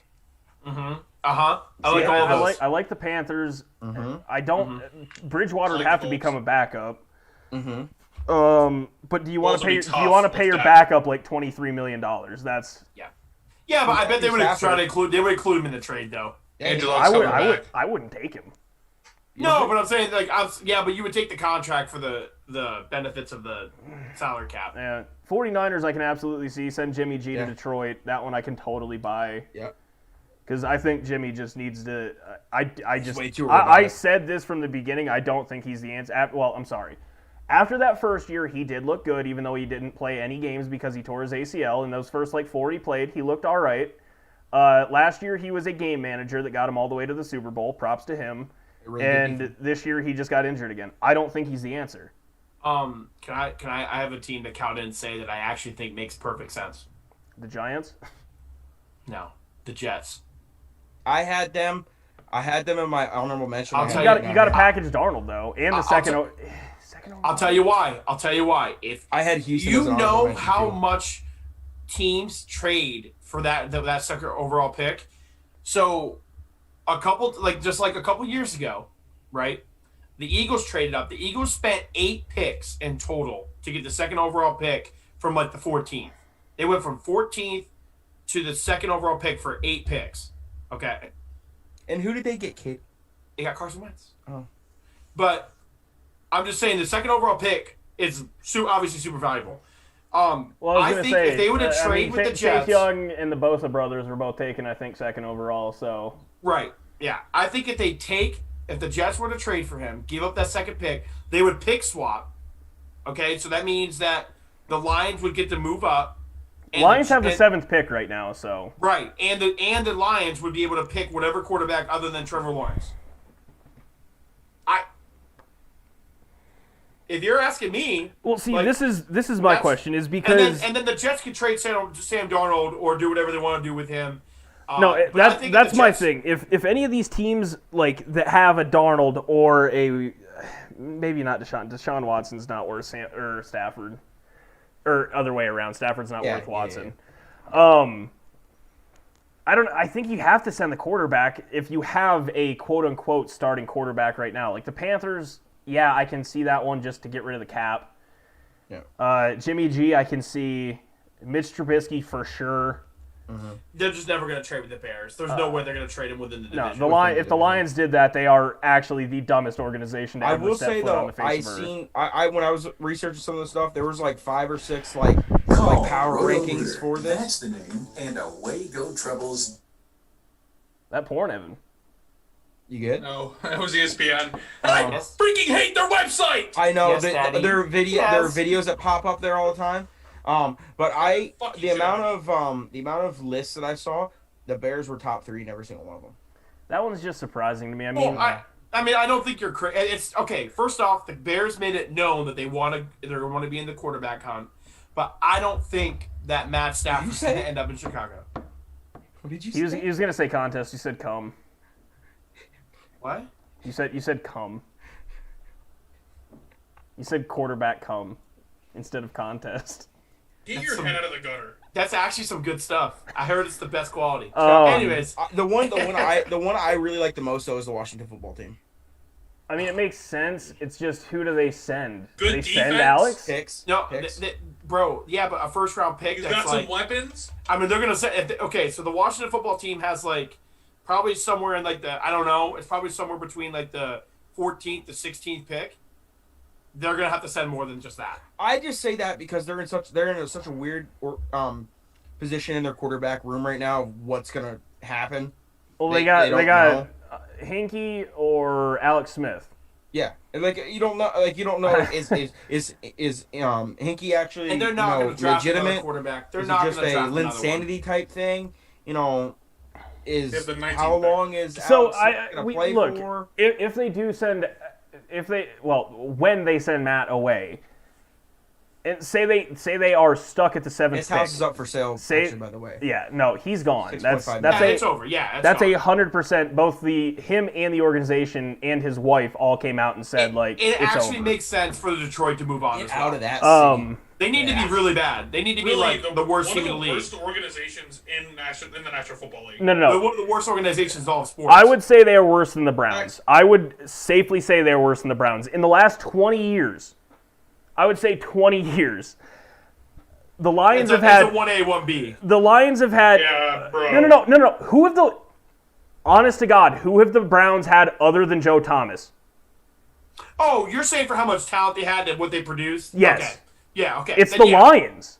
Yeah. I mean, I get what you're saying when it comes to that. On that angle, I agree. Yeah. It's the Lions. It's just insane. The Browns have struck out so many times. Absolutely. But I'm talking about when you do get the talent to never build anything around them. The Lions have been to the playoffs twice in the last 20 years. While that is one more time than the Browns haven't really had that much talent other than arguably one of the best linemen of all time. But the Lions... The Lions have had one of the best receivers of all time and a top 10 quarterback over the last 20 years. Yeah. It's insane to me. And if you want to count some of their other ones, like Roy Williams, a really good receiver when he was first drafted. Darius Slay was a great corner. I mean, Kenny Galladay's solid. Marvin Jones Jr. is solid. The Lions can draft. They just can't build anything. Calvin Johnson. Yeah. Who? It's T.J. Hawkinson's one of the best tight ends in the league. He's top. He's I wanted the Packers to draft him so bad. And they got Iowa right now. Iowa's the best tight end school in the country, man. It is tight end you. They feed them corn down there. Yeah, I honestly, if I had to, what we're probably gonna have probably after the Super Bowl. I'm guessing we're probably gonna do something like, because that's when the offseason we can make offseason predictions because nothing will really happen yet. Like free agency and all trades. Oh, we can do a lot. We're gonna do a quarterback list, and we're gonna say we're all gonna be like Matt Stafford. And we're all just gonna say the name where he's gonna go, because there's 18 different starting quarterbacks who could be playing for a different team in 2021. That to me, I don't think that's ever happened before. So ever. My question is, say the Lions don't get hypothetically, say that the Lions do trade to the Bears and in return they get like Roquan Smith and the Bears' first-round pick. I think that would be a fair trade. Who do the Lions take at 7 because it has to be a quarterback? Yeah. Is it Justin Fields probably. Yeah, him. I couldn't think of his name. It looks like Wilson's going to be. Looks like the Jets. Like right now, the Jets are interested in Wilson, not Justin Fields. I don't blame him. That was just the last mock draft. Crazy turn of events, guys. Division 2 quarterback. Deshaun Watson goes to the Jacksonville Jaguars for the first-round pick, and then Houston takes one. I would honestly do that. I would take Deshaun Watson over Trevor Lawrence. Deshaun's proven. 100%. Proven. I will take 100%. proven every day of the week over a question mark. 100%. That would be a blockbuster trade that could change the landscape of the NFL for the next 15 years. But again, unreal. But again, I love that for the juiciness. But I like it, again, Rock. you're not going to trade a top 5 quarterback within your division. No. It's just not going to happen. No. I don't know. I'm really interested to see where Stafford does end up because I do think there's like at least 10 different places where he could viably go. And that team would become a playoff team or Super Bowl contender immediately. Dude, if you put Matt Stafford on damn near any team, they are a playoff team because of what's around the quarterback position. If Matt Stafford plays for the Washington Redskins, that's a 12-14. Guys, it's football. They're already this is like playoff. the 4th time. It's football team. Ty, aren't you the one that says the Redskins every time? All the time. Every time. Anyways, Washington, if they got Matt Stafford, they're 12-14. No, I was just gonna say they're 12-14 this year. So, because they beat everyone in your division. They get 6 wins right there. Yeah. Like with Matt Stafford on that team this year, with Terry McLaurin and that defense, they sweep the East. No, I'm super. This might be my favorite thing that I'm going to follow all offseason, where Stafford goes. I think it's going to be a lot of fun to see where all the QBs go because we don't know where Dak's going to be. Yeah. We don't know if Carson Wentz is going to be traded. We don't know what Big Ben's Sam Darnold, Big Ben, Drew Brees, Jameis Winston is probably going to be on. We know where Drew Brees is going. He's going into the booth. And the NBC booth with Mike Tirico. Yeah. In the booth. But listen, hey, we don't even know about Tom Brady. Him and that scar are just going to rock it out. If Tampa Bay wins the Super Bowl, which we'll all talk about, I don't know why he wouldn't retire. So Tampa Bay might be a spot too. I really don't want to kill my liver again, dude. Please. I'm just telling you. I'm just keep it going. Go for 10, Tommy. Terrific. Let's move on. Next one. This one's just a quick one. There's still no coach in Houston. Only team without a head coach right now. There seems to be absolutely no improvement coach there between Deshaun Watson and the front office. But they did interview Josh McCown. But listen, that's the interesting thing is they literally went on the opposite end of the spectrum. They went Josh McCown and immediately followed up with Jim Caldwell. Yeah. 0 experience to about all experience you can have at 66 years old. To the guy you just said is the best Lions coach in the last 20 years. Yeah. So they went. They're reaching. I mean, I think they're trying to find somebody. Yeah. They need to hire a coach for their future. Without Deshaun. Forget about Deshaun Watson. No, he's gone. 100%. He's gone. He already said it doesn't matter who's coaching. He already said it doesn't matter who coaches there. He's done. Yeah, bro. He did say it doesn't matter anymore. It's way too hot in Houston for him. It's so hard to want to coach a team that doesn't have a first-round draft pick for the next 3 years. Or a quarterback. Yeah, they're or a quarterback who wants to be there. I mean, they're going to get first-round picks. And they're going to lose JJ. Yeah, they're going to get first-round picks for Deshaun Watson, but that means you got to give up Deshaun Watson to do that. Like, they just don't. It's just a terrible situation. It's only gotten worse. My God, ever since we did that 1 through 6 list, it's gotten worse. Yeah, it has. Every day, it's gotten worse. Also, the Penguins and Bruins are about to bone me unless they score 2 more goals. And I'm sad. I'm not happy about that. No lube. Chip them both there, buddy. Kate, on to your NBA recap. Nets defense and the K-Love trade. All right, so the Nets. So obviously the Nets are big news right now because they made the trade for Harden, which we talked about last week. And Kyrie's back. Kyrie played his first game since our last podcast. So I just wanted to go over it. So their defense looked really bad for the 2 games they played against Cleveland. Obviously with Kyrie, Harden, they're not the most well-known defenders. I mean, KD, when he wants to defend, can guard anybody in the league. He's actually ranked. He was actually ranked his last season he played for Golden State because that was his last full season. He was ranked as the 13th best wing defender in the league. So extremely underrated wing defender compared to how good he is on offense. It's very interesting to see how the Nets are going to work that out. There could still be a possible trade. So like right now, I know that Cleveland has been in touch with Brooklyn about JaVale McGee and Kevin Love. And potentially K-Love, yeah. There's no way they can afford K-Love. I don't even know how that's going to happen. But either way... So wait, maybe you can correct me on this.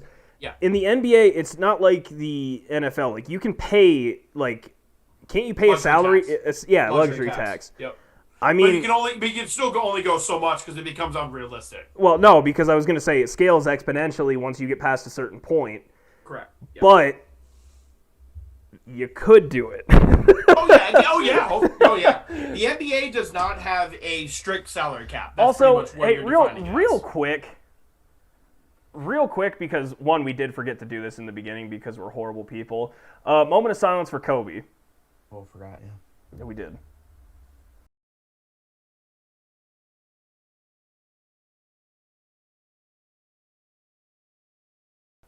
It's bullshit that the NBA vetoed Chris Paul to play with Kobe, but they're letting all this shit happen like it's nothing. That's bullshit, right? I mean, I can't be the only one that thinks that. I talked about this with Cal. In the last 10 years, player empowerment it's not the same. It's not the same. Ty, I promise you, I walked outside, went into the farm, and I looked at that pile and I said the NBA. So... I just don't get it. Like, that's insane. That and I understand. I think that was still Stern. That wasn't Silver. But yeah, it was Howard RIP, Stern. by the way. Yeah, Not yeah. Howard Stern. Oh my god. Not Howard Stern. Oh my god. No, but that is total bullshit, right? Like, I mean, Kobe and Chris, completely unfair. I mean, to say, Chris Paul, who literally plays the one guard, you play the two, Kobe. You two can't play together. But James Harden, Kyrie, and KD can all play together, who are 1, 2, 3, and now possibly 4, Kevin Love, and possibly Caleb, and you got DeAndre Jordan too as well. So, and potentially Nate Sestina. Everyone and versus Nate LeBron. Sestina. Call out, Nate. Shout out Nate. That's insane to me. Little take. Oh my god. You mean everyone versus LeBron, AD, and what do you mean? Nope, just LeBron. Caruso. Yeah. We don't need to do this right now. I'm just not in the mood. No. But speaking of LeBron and the Lakers, LeBron's been going off as of late. About time. He's been playing really well. He's actually had to because the so-called second-ranked player in the league, according to the worldwide leader in sports and ESPN, has played pretty mediocre. Won me $95 last night though. And you said he was the best player on the team? Penguins scored 2-2. He's averaging 21 and 9 right now. I mean, which is still good, but that's not the second best player in the league. He's LeBron, not. AD's LeBron not in the is top still 5 technically right now. averaging under his career averages, other than assists right now. So I wouldn't say, Evan, that LeBron's. I mean, he's getting old, dude. Like, there's gonna be a time. Yeah, right. So I'm just saying, like, his points are down. His 3-point percentage is up, but his overall shooting was down. But either way, the Lakers have been rolling. They have the best record in the league. They're actually tied with the Clippers. But that's going to kind of segue. Who I hope lose tonight. They don't have Kawhi or Paul George. Yeah, I was gonna say we're gonna chat on that. But tomorrow, the Lakers' big game tomorrow with the 76ers in Philadelphia. Sixers by 100. It's I mean you got the number one team in the AFC. I mean the Eastern you get Conference it. in the Western Conference battling it out. So should be a good game. Yeah. All right, but I'm going to segue now into the Clippers. So as it came out yesterday, Paul George and Kawhi Leonard did not test positive for COVID. They never had any issues like that yet, at least. But they were in direct contact with somebody who was. So they are going to be out for the next 10 days, which is 6 games. Oh my God! 6 games. 6 games apiece. They could get back in. Dude, that's a lot in a shortened season. Right, but the problem is that they're tied. They're actually tied for first in the West with the Lakers. Half a game behind. What? They're half a game behind. Half a game. Okay. Sorry. 14-4, 13-3. Okay. 13-4. Okay. But anyways, right. So they're half a game behind, and they're gonna miss the next 6 games. So this is a really big, 6 games is a tenth of the season almost. They could return though within those 6 games. Right, What's but the- who does anyone know knows? the Jimmy roster? Butler's. You got to think Jimmy Butler's been out for 3 weeks now. And PJ was out the entire time I've been out. T's and, So T's and P's. Hopefully, he survives. Yeah. So yeah. yeah. So hopefully they can get back sooner than later because obviously we want to see the best players play in the game.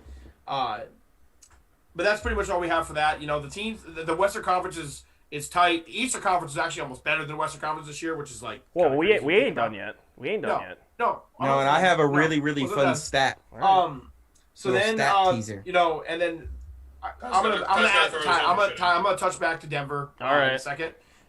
So then the other thing I like because I haven't done it in a couple weeks. We're going the rising and falling of teams. So on the rise, whenever I do this, I always base it off the last 5 to 10 games. So it's kind of not just like what happened this week. So teams that are on the rise to keep a lookout for. So if you're betting or anything that's interested in that is the Raptors. The Raptors started the season 1-6. They are now 7-9. So they've won what? They've won 6 of the last 9. So they're on the rise. On a 1-game losing streak at the moment. Yeah, that's fine. Then the Nuggets. The Nuggets are on a 4-game win streak. They have MPJ back. Jokic is obviously playing MVP level. They still need Jamal Murray to kind of play better, but that team And not hit people in the nuts. Yeah. Apparently he's hurt though. He's playing hurt right now. Like he did something to both of his shoulders. Ty, did you see that? Did you see his ejection? Did you see that clip? No, I saw a frame of him punching someone in the dick. Dude, he squared on. He was literally waist level. Looked right at him, grabbed him in the ass, and punched him right in the cock. He was getting through his screen as a basketball. No, he punched him right in the cock. I watched it in slow mo. He looked right at it and said, "Hello, friend," and punched him right in the dick. Hey there, little buddy. Just to keep going with rising teams, probably the best team in the league right now is the Utah Jazz. Yeah, I was gonna say if we're gonna bring that up, they're on an 8-game win streak. They're 8-2. They're 8-2 in their last 10 games. Donovan Mitchell was playing ridiculous. He actually should be in that MVP conversation, but low key. The story's not theirs, so it's kind of hard for him to make it in that. And then the Clippers. I have an asterisk beside the Clippers because the Clippers run a 7-game win streak. Currently 7 right now. Yep, they're on a 7-game win streak, and I have a little asterisk there because that's probably going to change. But we still got to give credit where credit was due. And then I have the Celtics. So the Celtics held their own. They're the number 2 team in the East, and they played the last 5 games without Jason Tatum. I was going to say Tatum's finally back. My fantasy team saved. Yep, Tatum. That duo of Tatum and Brown, crazy, bruh. Do you know that, honestly, this is the craziest thing to me, is that Jaylen Brown is actually the MVP candidate of the Boston Celtics. Like, 100%. He's in the top 5 conversation right now. Yeah, he is playing out of his mind. He's been unbelievable, which I like to see because he's one of my favorite players in the league. Brown or Tatum? Both, Brown. actually. But Brown's. I was going to say, Brown Tatum's more. his favorite Duke player, but he likes Brown. Yeah, Tatum is. I don't know why I've always liked Jason Tatum. Even when he played for Duke, I just like watching him play. Like he's a very smooth. That first game back he had with Jaylen Brown, they balled. Yeah, they're going to. They're going to. And then the teams that are falling, the Pelicans. Pellies. I honestly thought the Pelicans were going to be a lot better than what they are. But they're not very good. They're willing to give up their, Lonzo Ball. I mean, not really Redick. much. JJ Redick, but their top shooter. It's like I think what's going to end up happening. I mean, let's not hate on Brandon Ingram. Brandon Ingram, is a stud. the poor He's man's stud. KD. And honestly, Zion's a good player too. Like Zion's averaging good numbers. But I think we're going to look back at this, and I think that everyone's going to think Stan Van Gundy was not the correct hire. I don't know if there's enough cohesive units on that team. I mean, they all kind of play a strange type of ball. Like, Brandon Ingram, to me, I think the offense should run through him. Lonzo can, facilitate, but, Lonzo wants the offense run through him. Zion is just Zion. He can do quite literally anything. They don't have an identity. They don't. There's nothing that screams, I'm a threat here.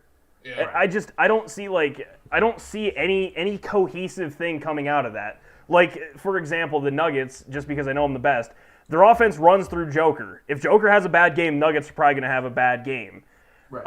Bucs, it runs through Giannis. And if Giannis isn't having a good game, guess what? Chris Middleton's there to quite literally say, fuck you. Yeah. I just I'm gonna drop 35 on your face. Yeah. Sometimes. Like Sometimes. even like the Raptors. I'll say the Raptors. The Raptors play team ball. They don't. There's no real one. There's no one on that team. It's team ball. I'll say, you know who's someone, like a team that has a new coach that has an identity and has actually turned it around. And I was gonna put them on my rising, but they're 5-5 in their last 10 games. But like Is it the compared to Cavs? where they were, the Knicks. The Knicks got Tom Thibodeau. Tom Thibodeau is hard-nosed defense. Like we're gonna I don't care how many points we Got score. a bunch of young talent. Yep, they have a bunch of young talent. RJ Barrett playing well. Yeah, and they play defense. They have the best defense in the league. They hold the team to the least amount of points and shooting percentage. Isn't it 100 right now? No, I think it's like 102, something like that. I know. I know the Celtics second. only scored 85 against them. No, 75. Right. 75. Right. That So- is insane, by the way. Yeah, right, in an NBA game. So, like, you look at that team and look where they're trending. Like, I understand they look better, just like, as the record. Like, Just I'm for a saying, like, point of what they reference, do. though, right now they're holding the Jazz to 32 points with 7 minutes left in the second quarter. Wait. What? I They're took beating the Knicks. I Jazz took right the now, Knicks spread. 40-32. Yeah, I took the Knicks, by the way, spread there. Anyways, they were up. There was the spread was 11.5. So, anyways, Holy shit! yeah, I took the Knicks plus 11.5. So, anyways, So you're currently up 19. By the way, The only game I'm losing is the Rockets right now. yeah. So, anyways, that's one of the, I just don't see the Pelicans with the current team they have and everything there that they're not a playoff threat to me. And you could see in it the in West, bubble. not even close, No, dude. in the bubble, they were like one game back from the Memphis before like the bubble started, and I think they finished like 5 games out of the playoffs. Like they just don't have that juice. It's still wild to me that you the invited juice. the Suns there. The Suns go undefeated and don't make it. That is still just Juice absolutely insane to me. Yep. My My other 3 teams, real quick. The Heat still have, because of COVID reasons, like they have nobody playing, and they're 14th in the East right now. Yeah, I learned that one the hard way. Yeah, that's. They're 14th in the East right now. Like they're almost going to be in such a hole to get out of that they're going to end up being like a 8, 7, or 6 seed. And bro, I don't see the Heat. The bubble was different. The bubble was completely different. I don't see them going on the road and winning. Not like games. last year. No. Well, right now, Cade. They won't beat the Nets. My lord. In a 7-game series, no. No, the Heat right now are 4-3 at home and 2-7 on the road. Right. That's and they're on a they are on a 3-game losing streak, and yeah, I mean, just even out of 8th place, they're still 2 games back, which not a lot, but in a shortened season, you can quantify it to a lot. The problem is if you're going to play Boston, Philly, or Milwaukee, or like Brooklyn. Well, yeah, right now it's Sixers, Celtics, Bucs, and Pacers are your top 4. The Nets are gonna figure their shit out. They'll get into the top 4. Nets are going to be in that top 3. So you assume the Pacers are 4, 5, or 6. Yeah, I mean, if you got to play 1 through 5, you're in for a bad time right now. Exactly. So, and then my other 2 teams are the Wizards and the Kings. Now, I understand the Kings are a young team. I feel like the Kings have been rebuilding my whole life, but whatever. That's because they have. Man, I got 2 Ever things since to they let say. go of white chocolate. I got 2 things to say about the Wizards. Did the Houston Rockets win that trade or what? Oh yeah. Oh my God. Not only- not 3-9. They're 3-9 right now. Yeah, the Rockets won that trade. I still really By far. Yeah. I still feel really, really bad for Bradley Beal, though. That dude is a dog. That was my second point. 34 Bradley and a half Beal points needs per game. traded. He's Bradley playing. Beal needs traded. He's playing I really hate well that. right I now. hate that he signed that extension, man. Hey, I said it when it happened. I was like, why would you do that? 2 corners tonight, so. Here, I can look for you. I'm right here. He literally is. It's highway robbery. Like how He's like 1 of 5, wasted. Cal. And also Hey, the other let's put thing I your want shots to say about up. the Wizards And they got a is whole fourth quarter. we are watching the descendants of Russell Westbrook in front of our eyes. He is not the same player as he was before. Even Houston, the NBA is going the other way. His game doesn't form that. It's crazy because he's only like 32, 33 years old. Like Russell Westbrook's not that old. But my thing with Russ, Russ, he's gonna phase out so hard. Worst contract in the NBA, and arguably one of the worst contracts in the history of the NBA. but Because He's so it's overrated. only gonna It's get crazy. worse. It's only getting worse by the day. so this is my My problem with Russ is I've said this probably for a couple years now. I like Russ a lot. I love athletic point guards. I mean, Derrick Rose was and is still Chicago. Derrick Rose is still probably my favorite all-time player to watch. The problem is he could shoot a little bit. Russ can shoot a little bit, but if their games don't evolve over time, then time wins for those type of players. Right. Derrick Rose, yeah, evolution's a bitch. Derrick Rose was plagued by injuries. That Russell Westbrook is blessed to have not had that happen to him. But the problem with Russ is he never evolved. He didn't evolve to be a true passing point guard. He didn't evolve to be a pop shooter. He's not that guy. He is still the athletic. He's a fast break freak. Yeah, he's still an explosive point guard. But the problem is, while he can drive and do all this, age will eventually beat you faster than it can beat facilitators or team players like LeBron, like Nikola Jokic. I expect to play for a very long time because of his skill set. A man whose game is like obviously this is a really Andre Iguodala. A really obvious comparison, but like LeBron was a bad shooter. No, he was historically a below average, league average shooter. Jump shooter. Not field goal percentage, because everyone's going to look at field goal percentage and scream, jump shooter. He's efficient, which he is. You're shooting his 2 feet from the basket, percentage is consistent. Huh? He's shooting layups. Like the field goal percentage is right. That's why those two things don't equal that's the what sum I'm saying, of though. one. Like consistently throughout his career, his range has gotten better. He shoots outside better because he knew. No, it's just like Jordan. Jordan got better as his career went on at shooting from outside as well. Kobe was the same way. The only way that they know that they're going to keep doing what they're doing is if they gain more skill because their athleticism goes. LeBron is an athletic freak, and we get that. But LeBron can't do what he used to do 8-10 years ago every single night for his 75 games. He can't do it. Oh, no. Did you guys see in an interview he said he was like, no, I'm driving, 100 times a game, and I'm only getting 4 or 5 fouls called for me. They don't care about that anymore. They only want the long ball. Chicks dig the long ball, right? Right. Yeah. He's not wrong. Yeah, I mean, 41% from 3 this year through 18 games. I bet that's up there as a career high. That is his high. In his career, he's career. I think there was 1 year. In Miami, 2012, 2013. He shot like 39%. I think he shot in the 40s somewhere. Then it was like 40.5 or something. Yeah. I think this is the highest he's ever shot. 2012, 2013, whoever said that was right. Yeah. So, but anyways, but the one thing, you're comparing Derrick Rose has developed a jump shot more than Russell Westbrook. No, that's what I'm saying. And the volume, he doesn't shoot for volume like Russell Westbrook does. That's my thing, is Russ never evolved with the time. Time will beat you with that play style. Time will beat anybody with that play style. Right. Vince Carter did that. Vince Carter was an athletic freak and learned how to hit threes. Correct. Him a 3D. You have to evolve as you get older in the NBA if you want to keep playing at a high level. Yep. I like Russ, but he hasn't attempted to change his game. He still thinks that he can outbody everybody, and that's just not the case. Yep. This Hawks game is too close for comfort. Before we move on to the NHL, I wanted to have a... I got one thing on basketball still. Yeah, no, I have a fun little stat that happened this week that I had to do a little research on. It was pretty fun. So, Tim Hardaway Jr. this week broke a Mavs record for the worst shooting percentage, which he was 0 for 12 in a game. Is that 0, Cal? 0 for 12, 0. 0 for 12. Okay? Yeah. That is not the worst. That is not the worst in NBA history. The worst in NBA history was 0 for 17. And guess who did it? It was Russ. Tim Hardaway, his father, when he played. That's even better. What a dumb idiot! Isn't that stat great? Because you go 0 for 12, okay?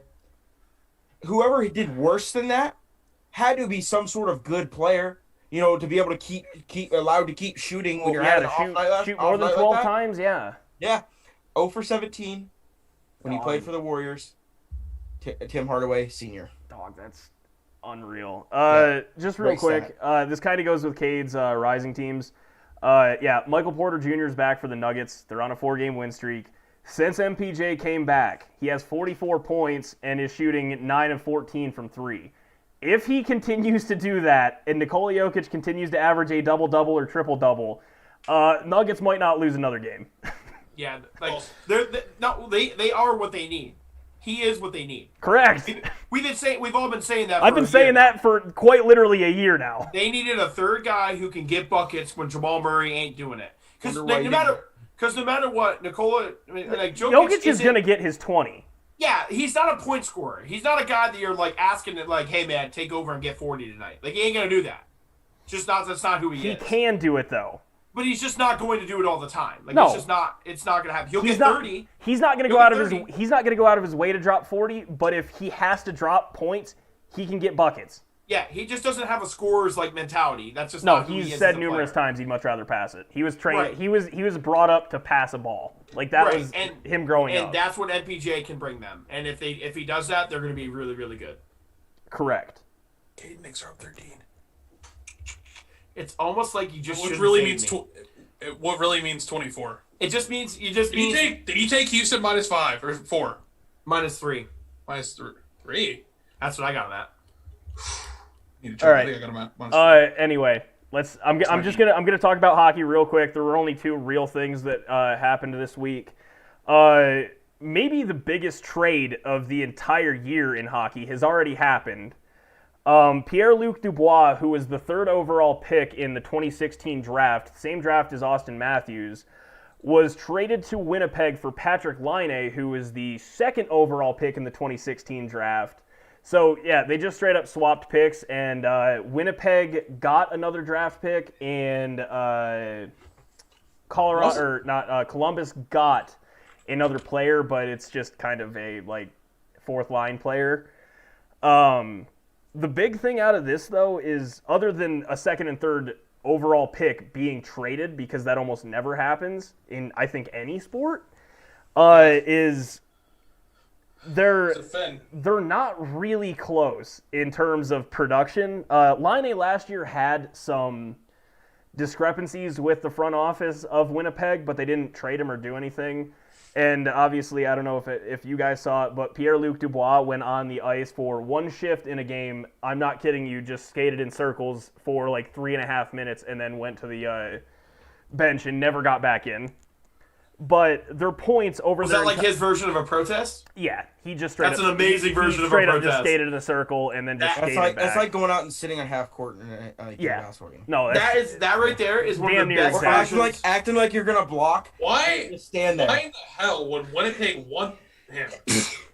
He wanted out. And he said that it wasn't because of Tortorella, but a lot of people think it's because of Tortorella. I did some research on this.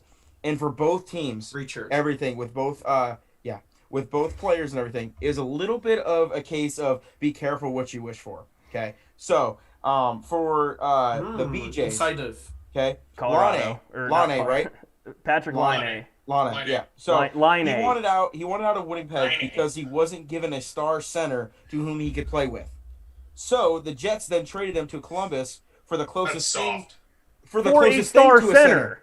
Exactly. That's what I'm saying. So it's be careful what you wish for. You traded him for their closest thing to a star center. No, that's why this is a big deal, is because Dubois was their number 1. And then, on the other hand, Dubois, he wanted out of Columbus for a larger stage, so that the Blue Jackets couldn't provide. So they shipped him to the smallest market in Canada, Winnipeg. I am so confused by this. Yeah, isn't that funny? They both. The Blue Jackets literally teabagged Dubois. Oh yeah, both. When I was reading this, I'm like, this is hilarious. This is hilarious. Yes. Oh my God! They teabagged him. Hilarious. So here are their stats, because the pick and the other player to me don't really mean anything, but these are their stats straight up, because you have to compare players when they're traded basically straight up, and they're the 2nd and 3rd overall pick. Pierre-Luc Dubois has played 235 games since being drafted, has 65 goals, 93 assists for 158 points. That sounds pretty good. This is not even close, by the way. Sounds pretty good. Patrick Laine, on the other hand, has played 305 games, has 138 goals, 109 assists, and 247 points.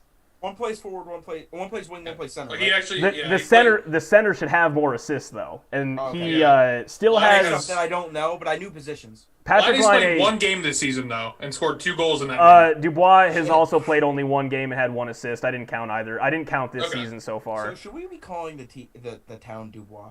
Should we call the city Dubois? Shut up, Cal. I'm glad. Dubois. I'm glad that you said it before me because I was going to call him Dubois. Yeah, no, it's Pierre-Luc Dubois. Yeah. I thought of that at first, but get cultured. And to be fair, Pierre-Luc Dubois didn't play the 2016-17 season as a quote-unquote rookie. Line did. You're bad. But the difference is, Line he has over double the goals and more assists than Dubois, so I think Columbus won this. It just depends on how he fits in and who's, I guess, his center. If he wanted a big-name center. Everything I was reading, the grades that they gave him was Columbus got an A+, and the Jets got a B. I mean, I would have to agree. Because Lord. Line at one point was up for the Hart Trophy. How did the Jets? They just gave. I don't get the trade at all. Nope. They shut him up. Was Line a captain, Ty? Do you know? They both wanted out, and they did what they did. That's Wheeler. They made Wheeler. Did what they captain. did to make that happen. Yeah, they both wanted out, and they pretty much shoved him into their least No, it's like opportunities that they the wanted. least desirable position. Yeah, it's hilarious. Liney's an actual asset to Winnipeg, though. No, You're an Line asset. is a stud. Dubois, by all means, is a stud, but not on the same level as Line. No, not even close. The other news in hockey was that NBC Sports Network, NBCSN, is ending their contract, actually just ending the channel. When's that start? They're going to start phasing it out, like, immediately. So hockey games that would have been broadcast on NBCSN will be moving to USA Network. On the surface, that sounds really stupid. But you cut out really. Oh, I know. I saw it. Okay. Wired in. I am. Shut the fuck up. But on the surface, that sounds really stupid. But the thing is, USA Network actually has more viewers and is in more households than NBCSN. So this could be a good thing. Also, USA Network typically plays off of other shows they have on their network. One show that is on USA Network is a little show called WWE Raw. So when are we seeing Sid suplex and Ovechkin? Let's go. Let's get that promo going. That's what I'm looking for. I think, honestly, Ty, after Doc Emmerich retired, he was on NBCSN. That's when they, made the decision. Well, not solely because of him. It's not just because of Doc, but he's absolutely the greatest announcer maybe in history of the NHL. So, yeah, I'm 100% on board with. I mean, he's the only one I know. Yeah. Like, he's the only one I think he's a household name. All in all, I think this is going to work out to be a good move for the remainder of this season. The problem for the NHL moving forward is they need this season's ratings to, and I don't say this lightly, dwarf last season's when people could attend games. I'm not talking about the bubble. I'm talking about the limited number of games before COVID. They need to kill it for the salary cap. It needs to knock it out. Not even that because they're losing NBCSN, which means they're going to be going into negotiations with TV networks. Whether that's ESPN, whether that's USA, whether that's ABC, whoever it is, TNT.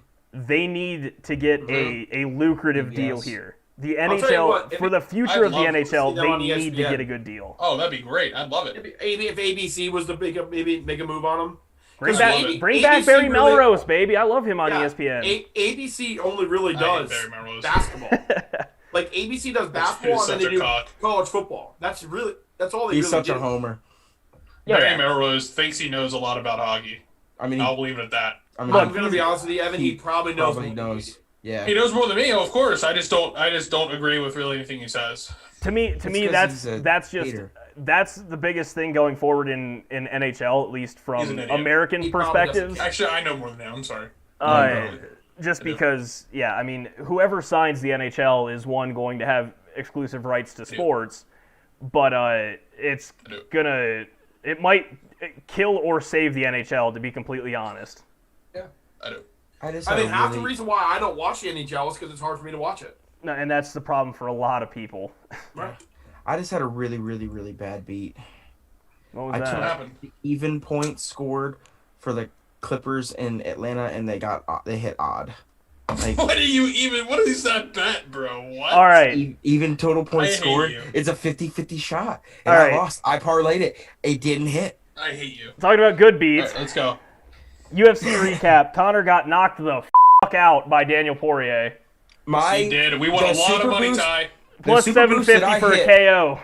The super boost that I bet on the last 3 fights of the main card, all 3 lost, and I was pissed. Did you bet Conor in first or second then? I bet. I did super boost. Of those, I took Rebas, Rebus. okay, then Hooker, and then Conor. All 3 lost. Yeah, no, there was a super boost for Poirier plus 750 for just anytime knockout or I TKO. don't use. I'm not a FanDuel anymore. And Connor, too, for plus 110, I think. So Yeah, Conor was also on there. We took both of them. I was happy I put $10 on the Poirier one, 175. Yeah. If you bet both of them, you make money. I said it last week. Regardless. Yeah, I made on the podcast $75. that I'm like, this guy fought him already, learned how to beat the best in the world, and he did it again. I mean, this dude's gonna be talked about for a while. So I don't know a lot about UFC, but I will say this, just from being in the sports world and watching everything. When has Conor McGregor been dominant? When was the last time he was even relatively dominant? I think the last time he's been dominant was 2017. He was pound for pound the best fighter in the world for about 4 straight years. Exactly. Right. That was like 2013 to 2017. Yeah. I mean, right. I don't even call him pound for pound best in 2013. No way. No, when he won both titles simultaneously. That was in 2015. Yes, I would absolutely say that. He was best pound for pound fighter, period. Okay, right. So that tailors right into my point. It's been a while. The minute that he went through this whole I retired. It wasn't that. It was the Floyd Mayweather thing. And then then I was gonna say then he fought Floyd. And that was that was what destroyed Conor. You know what? To me, it's been more of a circus and a movie than it is about him wanting to be the best in his craft. He has not wanted to be the best in his craft since the Khabib fight. The Mayweather. No, since the Mayweather. I was gonna say last. Yeah, he wanted to beat Floyd because he knew that was gonna bring in money. I don't really. Oh it's absolutely personal with him between him and Khabib. But the problem with he lost that fight. The problem with the Khabib fight is that he took 2 years off to learn boxing, and then came back against a wrestler. Got his ass beat. Which he picked his own fight.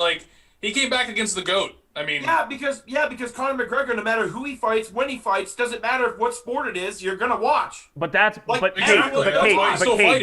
Cade, that's because he was the best for so long at both shit talking and backing it up. Right, but I just don't think anymore that he's I don't think he goes home and he looks in the mirror and he says, I want to be the best again. No.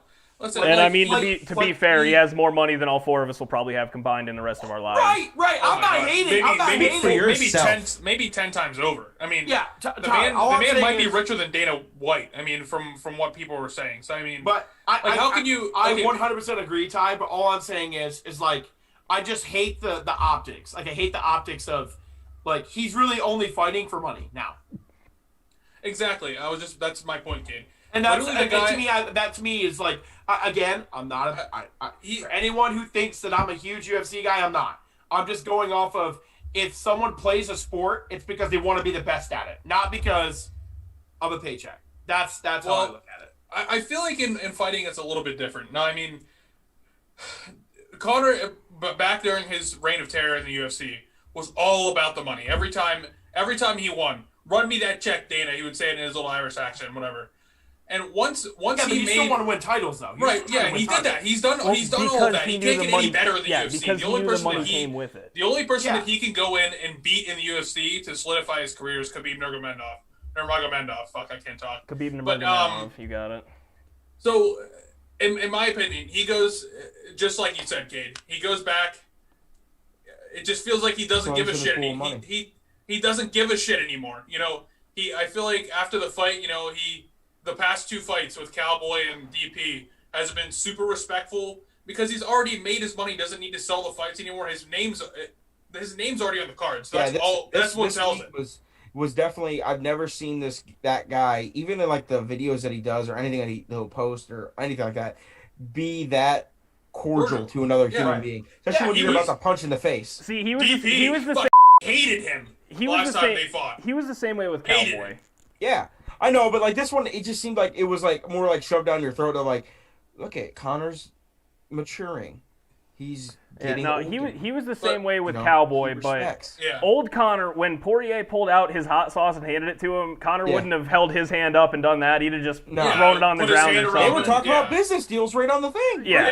I will say Conor has changed. Obviously, we all do. Yeah, he's changed. But at the same time, I am almost willing to bet the entire house whoever he fights next, he's going to destroy. Who does? I think Conor wins this next fight. I think Poirier was ranked second in the division. I mean, for good reason. Right. Yeah. He fought Poirier's fighting for the title next. That's what he said. I mean, he actually said he deserves to be champion after this fight, which I'm not really sure. I don't know what's going on with Gaethje and if Khabib doesn't come back, it's Poirier and Gaethje for the title. Yeah, he won't fight Chandler. He said that in the press conference. No, he hasn't proven it enough. Yeah, Chandler's fought one guy that Poirier's already beaten, and I mean this was his first fight in the UFC. Now Chandler's really freaking good. No disrespect. These two frozen for you? Yes. Okay. Power went out again. Texted me. All right, cool. Let's keep going. Yeah, we're just gonna keep going. Yeah, power went out again. They said. Yep. Well, that sucks. All right. Well, anyways, yeah. I mean, I think you can still hear me. We're good. No, you and I are good. Okay. Yeah, Conor, I think Conor wins the next fight. I just think that Conor at a high level, Conor's still going to be the name like Liddell was through his career. Like, Tito he doesn't need to do this shit anymore. Like, he doesn't need to talk and shit. Like, people are going to buy it regardless. It's McGregor. The whole entire country of Ireland's going to buy the fight. That in itself is going to make them trillions of dollars. I mean, the one thing I will say about the actual fight, Conor and his team were out game planned, I guess. DP went in there with a game plan. Take out his strong leg or his front leg. Conor's not going to check the kicks. And ultimately, he admitted to this in the press conference after. He got destroyed because of his leg. He couldn't move. So when you are immobile, Ty, I mean, as any human being would be, no, you're done. DP could just wail on him like he did in the second round and knock him out eventually. You're done. Yeah. I mean, he just had a better game plan. Poirier is the better fighter right now. Poirier should be champion. Will have a championship bout. He's gonna have a shot. He's gonna have a shot. Will lose to Khabib. I'm putting that on record. There's no one in their division that can beat Khabib, or on the planet that can beat Khabib right now, unless this is like a heavyweight or whatever. I'm not even gonna count that. I was gonna say he would have to go outside of his weight class. Yeah. In his weight, no one can beat Khabib. At 155, I don't know if there's anybody in the division right now. I don't even think at 170. No one can beat him at 170 either. Well, I think we're getting into Adesanya range, and I'm gonna take Adesanya. Adesanya's 185, I think. Okay. And Adesanya versus him would be a horrible matchup for Adesanya.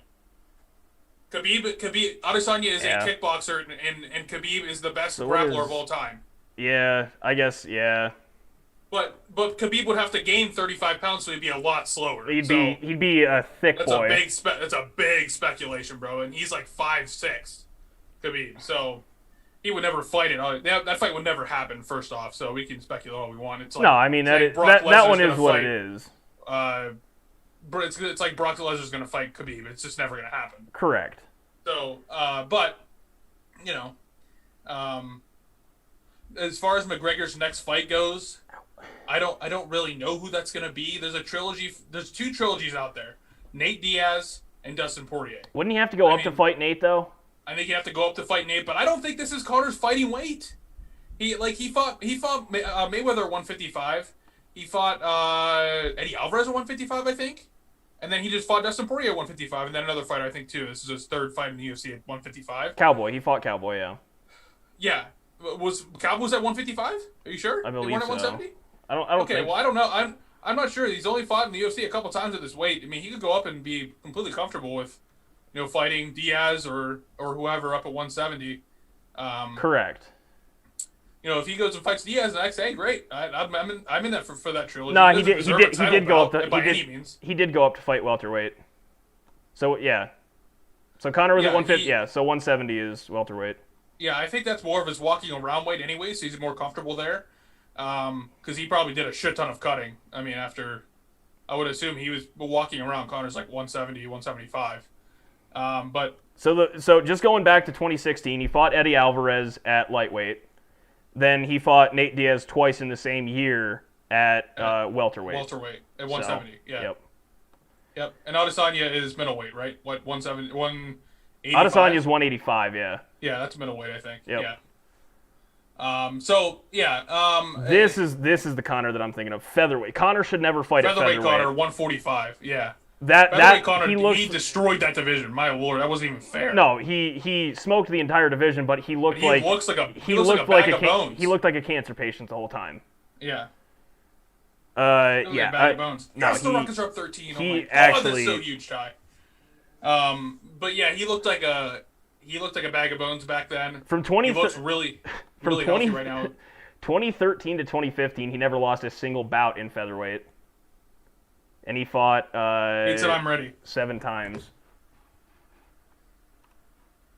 But what else did we have to talk about in UFC? Just talk about how well Michael Chandler looked in his first fight in the UFC. He looked really good against Daniel Hooker. I've never watched him in Bellator, and I'm neither did I. Keeping a full stack with our viewers. I've never watched him in Bellator, stack, baby. But he came into the UFC. That man looks unbelievably fit right now. I mean, holy cow, he's cut. He destroyed Dan Hooker in the first round, in which every one of the analytics critics, ESPN, MMA analysts, said that this is the absolute worst matchup for Michael Chandler because Dan Hooker's lanky. He wrestle whatever. But he can't wrestle. He likes to strike and stuff. But, man, Michael Chandler beat him pretty easily. Handily.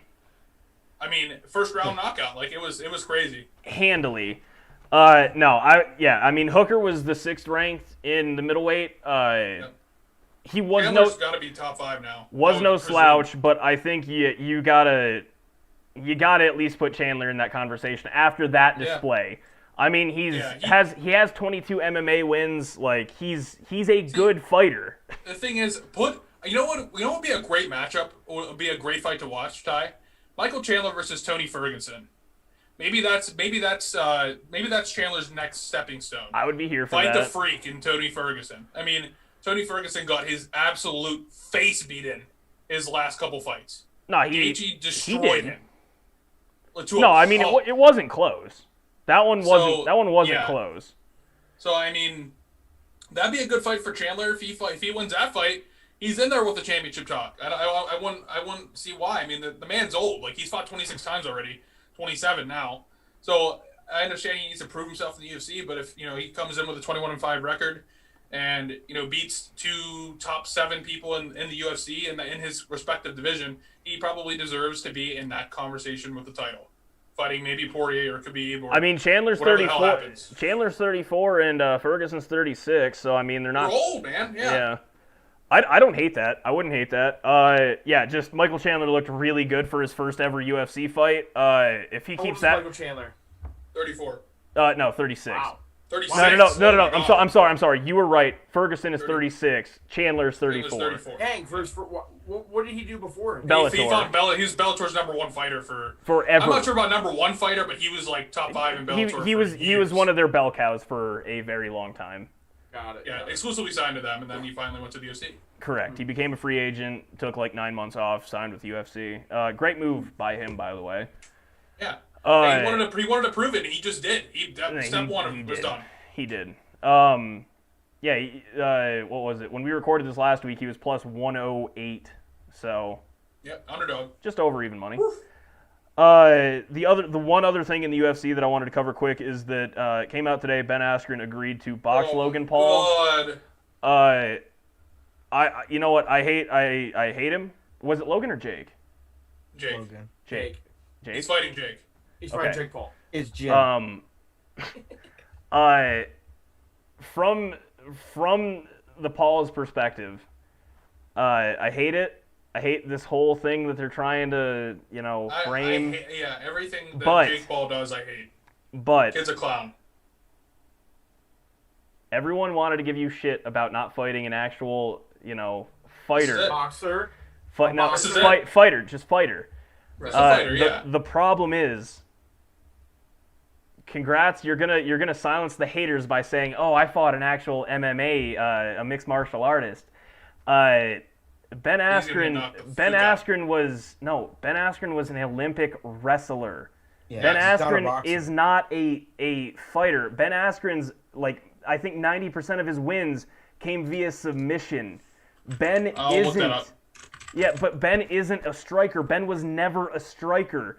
Ben is a ground and pound wrestle dude.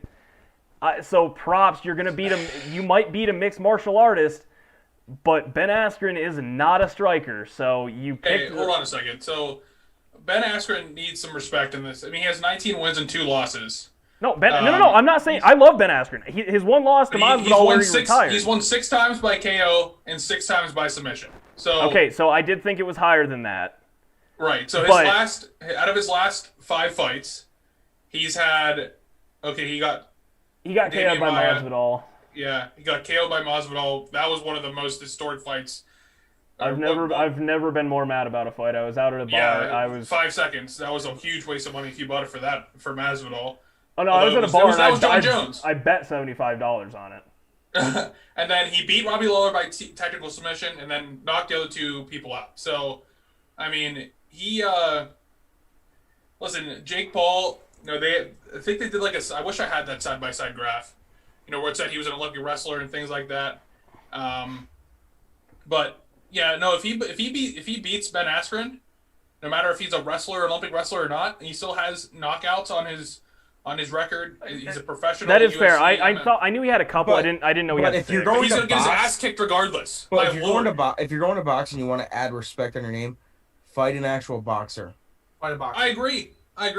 Don't try to do this whole Jake fight Paul- Mayweather. Bro, I don't try think to people are fight taking the Mayweather, fights, though. All that kind I of don't- stuff. No, they're not. He gave $50 million to Conor McGregor. Yeah, Yeah, no one wants to fight him though because they know it's a joke. yeah. Exactly. He's not getting any respect. It's Ben either Askren one, they just know made it's a his joke, pay. or 2, they don't want to lose and make it even worse. Put Devontae. Hey. Put Wilder in there real quick.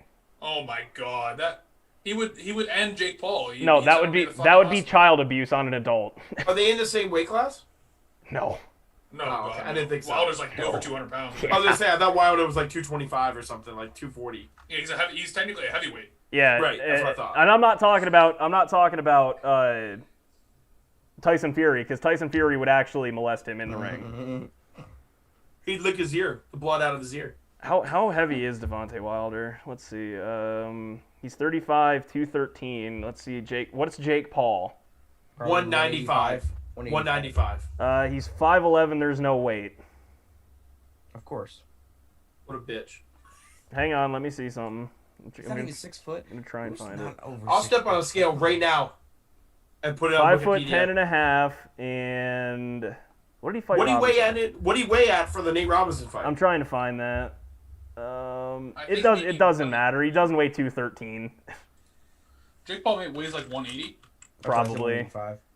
Regardless, if he fought I didn't know Askren had the 6 knockouts, so sure I can give him a little bit, but Askren is still known for ground. It's still a different style of knockout. It could have been by his feet. You don't know. It's still boxing. Now, do I think Askren's gonna win? Yeah, absolutely.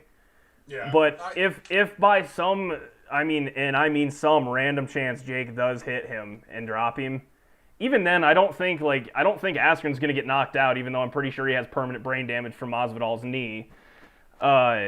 He's been retired since 2019, by the way. Yeah, He no, had I know. I watched the fight.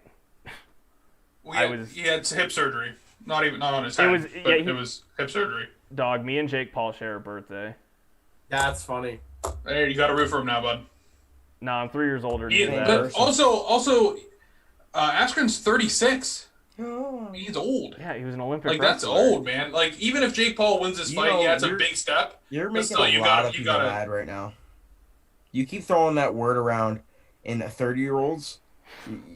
Like you're making. All right. You're getting there, Ed. You're almost 30. Yeah. I'm the oldest 25! in here. Shut up. Yeah, you're almost there, baby. You turned 26 this year. You're over the hump, you idiot. All right. Not yet, you idiot. Not yet, you idiot. Dumbasses, we're getting to betting because this has already run longer than it should. Than you are 20. You're closer to 30 than you were 20. All right. After last week. All right. After last week, Ty is 5-5. Cal is 5-5. Cade 6-4. Evan 3-7. I lost 1-1-1. Evan lost 1-1-1. Cal went WW, and Cade lost both. So now we have all had a losing record on our schedule. Over. Always bet the over. Shut up, Cal. All right. Overs Club. Over club, yeah. All right. I'm gonna keep this simple. Life's too short. I'm probably gonna lose both of these. I'm gonna lose both of mine. I think I'm gonna lose both of these. I'm taking the Avalanche. What was it? Again, shocker. I think it's Friday night. They play Minnesota. Wow, they are smoking the Sharks right now. No, it's Saturday night. I'm sorry. Saturday night, they play the Wild. All right? 6 o'clock Saturday night. They play the Wild. In fact, Wild. Avalanche -1.5. I think they're going to win by 2 on that one. I think the Wild are dog shit. My other bet. Cade, you'll love this one because it's definitely going to be double-digit favorites. I want the Bucs against the Pelicans minus whatever the is. So whatever it is, the day that it is. What if it's 25? It's not out yet. They play Friday. They play Friday at 6. I know. Yeah, it's gonna be tough to do NBA for these because they don't give you lines more than one day out. No, and I don't want to bet on them in the Raptors. I want Bucs Pelicans minus if it's 20, I'll take it. Oh, no. Hey, Houston won by 19, Ev. The Knicks are up like 10 right now, too. They're up 11. So yeah, Avs -1 against the Wild. 11, dude. Give me my 1.3K. Okay, so I'll go next. All right. So my two, because I'm gonna listen, guys. I like to bet the NBA, as everyone knows, and anyone that follows the podcast, we all know I do. So I'm gonna stick to doing an NBA game every week, no matter what, and I'll throw in another one depending or whatever. But for this week, I'm doing the Celtics -3 against the Spurs tomorrow night. It's an 8:40 p.m. game. Easy W. What'd you have them at? -3. Okay. Huge. Yep. I'm gonna be betting that for sure. Mm-hmm, Stay there. Daddy. Yes, Daddy. Because Come on, dude. because it's the game's at 8:40 p.m. The podcast will be out by then. You'll be able to hear my voice, so you can bet it. I'll also be tweeting it, so don't vacate. We're gonna tweet it tonight. Yep. And also, I threw a different one in there. Tony Finau +170 to finish in the top 10 at the Farmers Insurance Open this week. +170. I like that, dude. I like that. Yeah. +170 top 10. Yep. +170 top 10 finish. Took my Now theme. ties count. Ties do count. He took my theme. I like that. I Like, if he gotta ties start looking again, at. it counts. Oh, I gotta yeah, start no, looking at these yeah, golf yeah. bets. Well, you were I saying did it Ty, and I first. thought you were referring to me. I was like, what did I do? No, ties count because No, we're not 12. Because if Who it cares says if tied 10th, You're and there's giving him 15 credit when it was tied for 10th, mine. I still get it. Evan. All right, who's next? I'll go next. I'm taking the Chiefs -3. How are we not betting on the Super Bowl? That's 2 weeks Well, from because now. that's- it's 2 weeks from now, you Oh dipshit. my god! Oh shit! This All right, is well, the I guess first time you've ever done this. Next week, I'm planning on giving my entire, like, every prop bet that's Okay, possible. okay. I'm gonna list them out on this thing. Yeah, I'm gonna just do two NBA I'm doing bets full Super Bowl prop bets for my bets next week. Yeah. All right. Frick.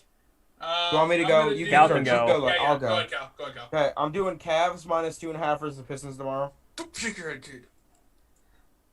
Tomorrow, good one. Cavs -2.5 versus the That's a good Pistons. They're at -3 now, by the way.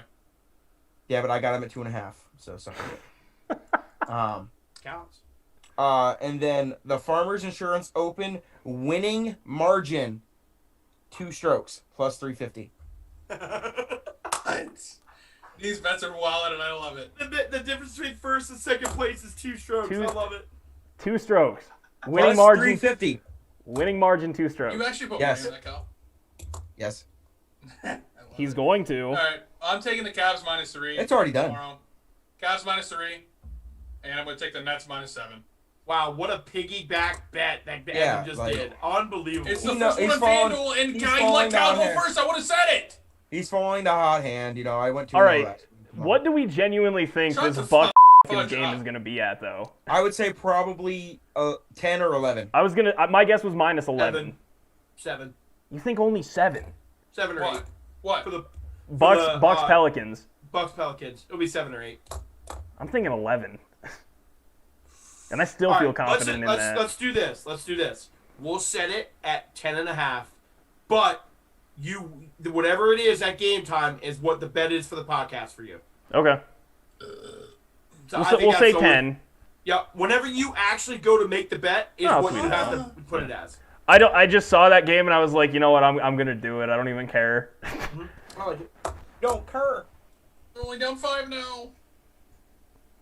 Though I am concerned about the Avs 18.5 -1.5 for now, baby. though, but I think the Avs are gonna win. I mean, they're up on the Sharks right now by 3. Love to Win see plus 11, that. Candace. I got my plus. I bought points. Remember, 13.5. You bought points. Holy shit. Bought Two. I bought 2 points. 2 strokes, baby. Winning margin 2 strokes. That's awesome. All right. Anyone have anything else to add this week? I think we covered a bunch. We had a couple of power outages. Just a reminder, to follow us on Twitter. Oh yeah. Our YouTube. Make sure you subscribe to that. And also, I'd just like to point out that Evan is wearing a blazer with a hoodie, and he picked on Dan Orlovsky a week ago for wearing that on national television. So we don't let that shit slide here at the Justice Guy podcast. We hold people accountable. Pay your power bill. All right. Thanks for listening, everybody. Make sure to like and subscribe and follow us on all the platforms that are on the video down at the bottom or wherever you're looking at this. Thanks. Heal up, baby.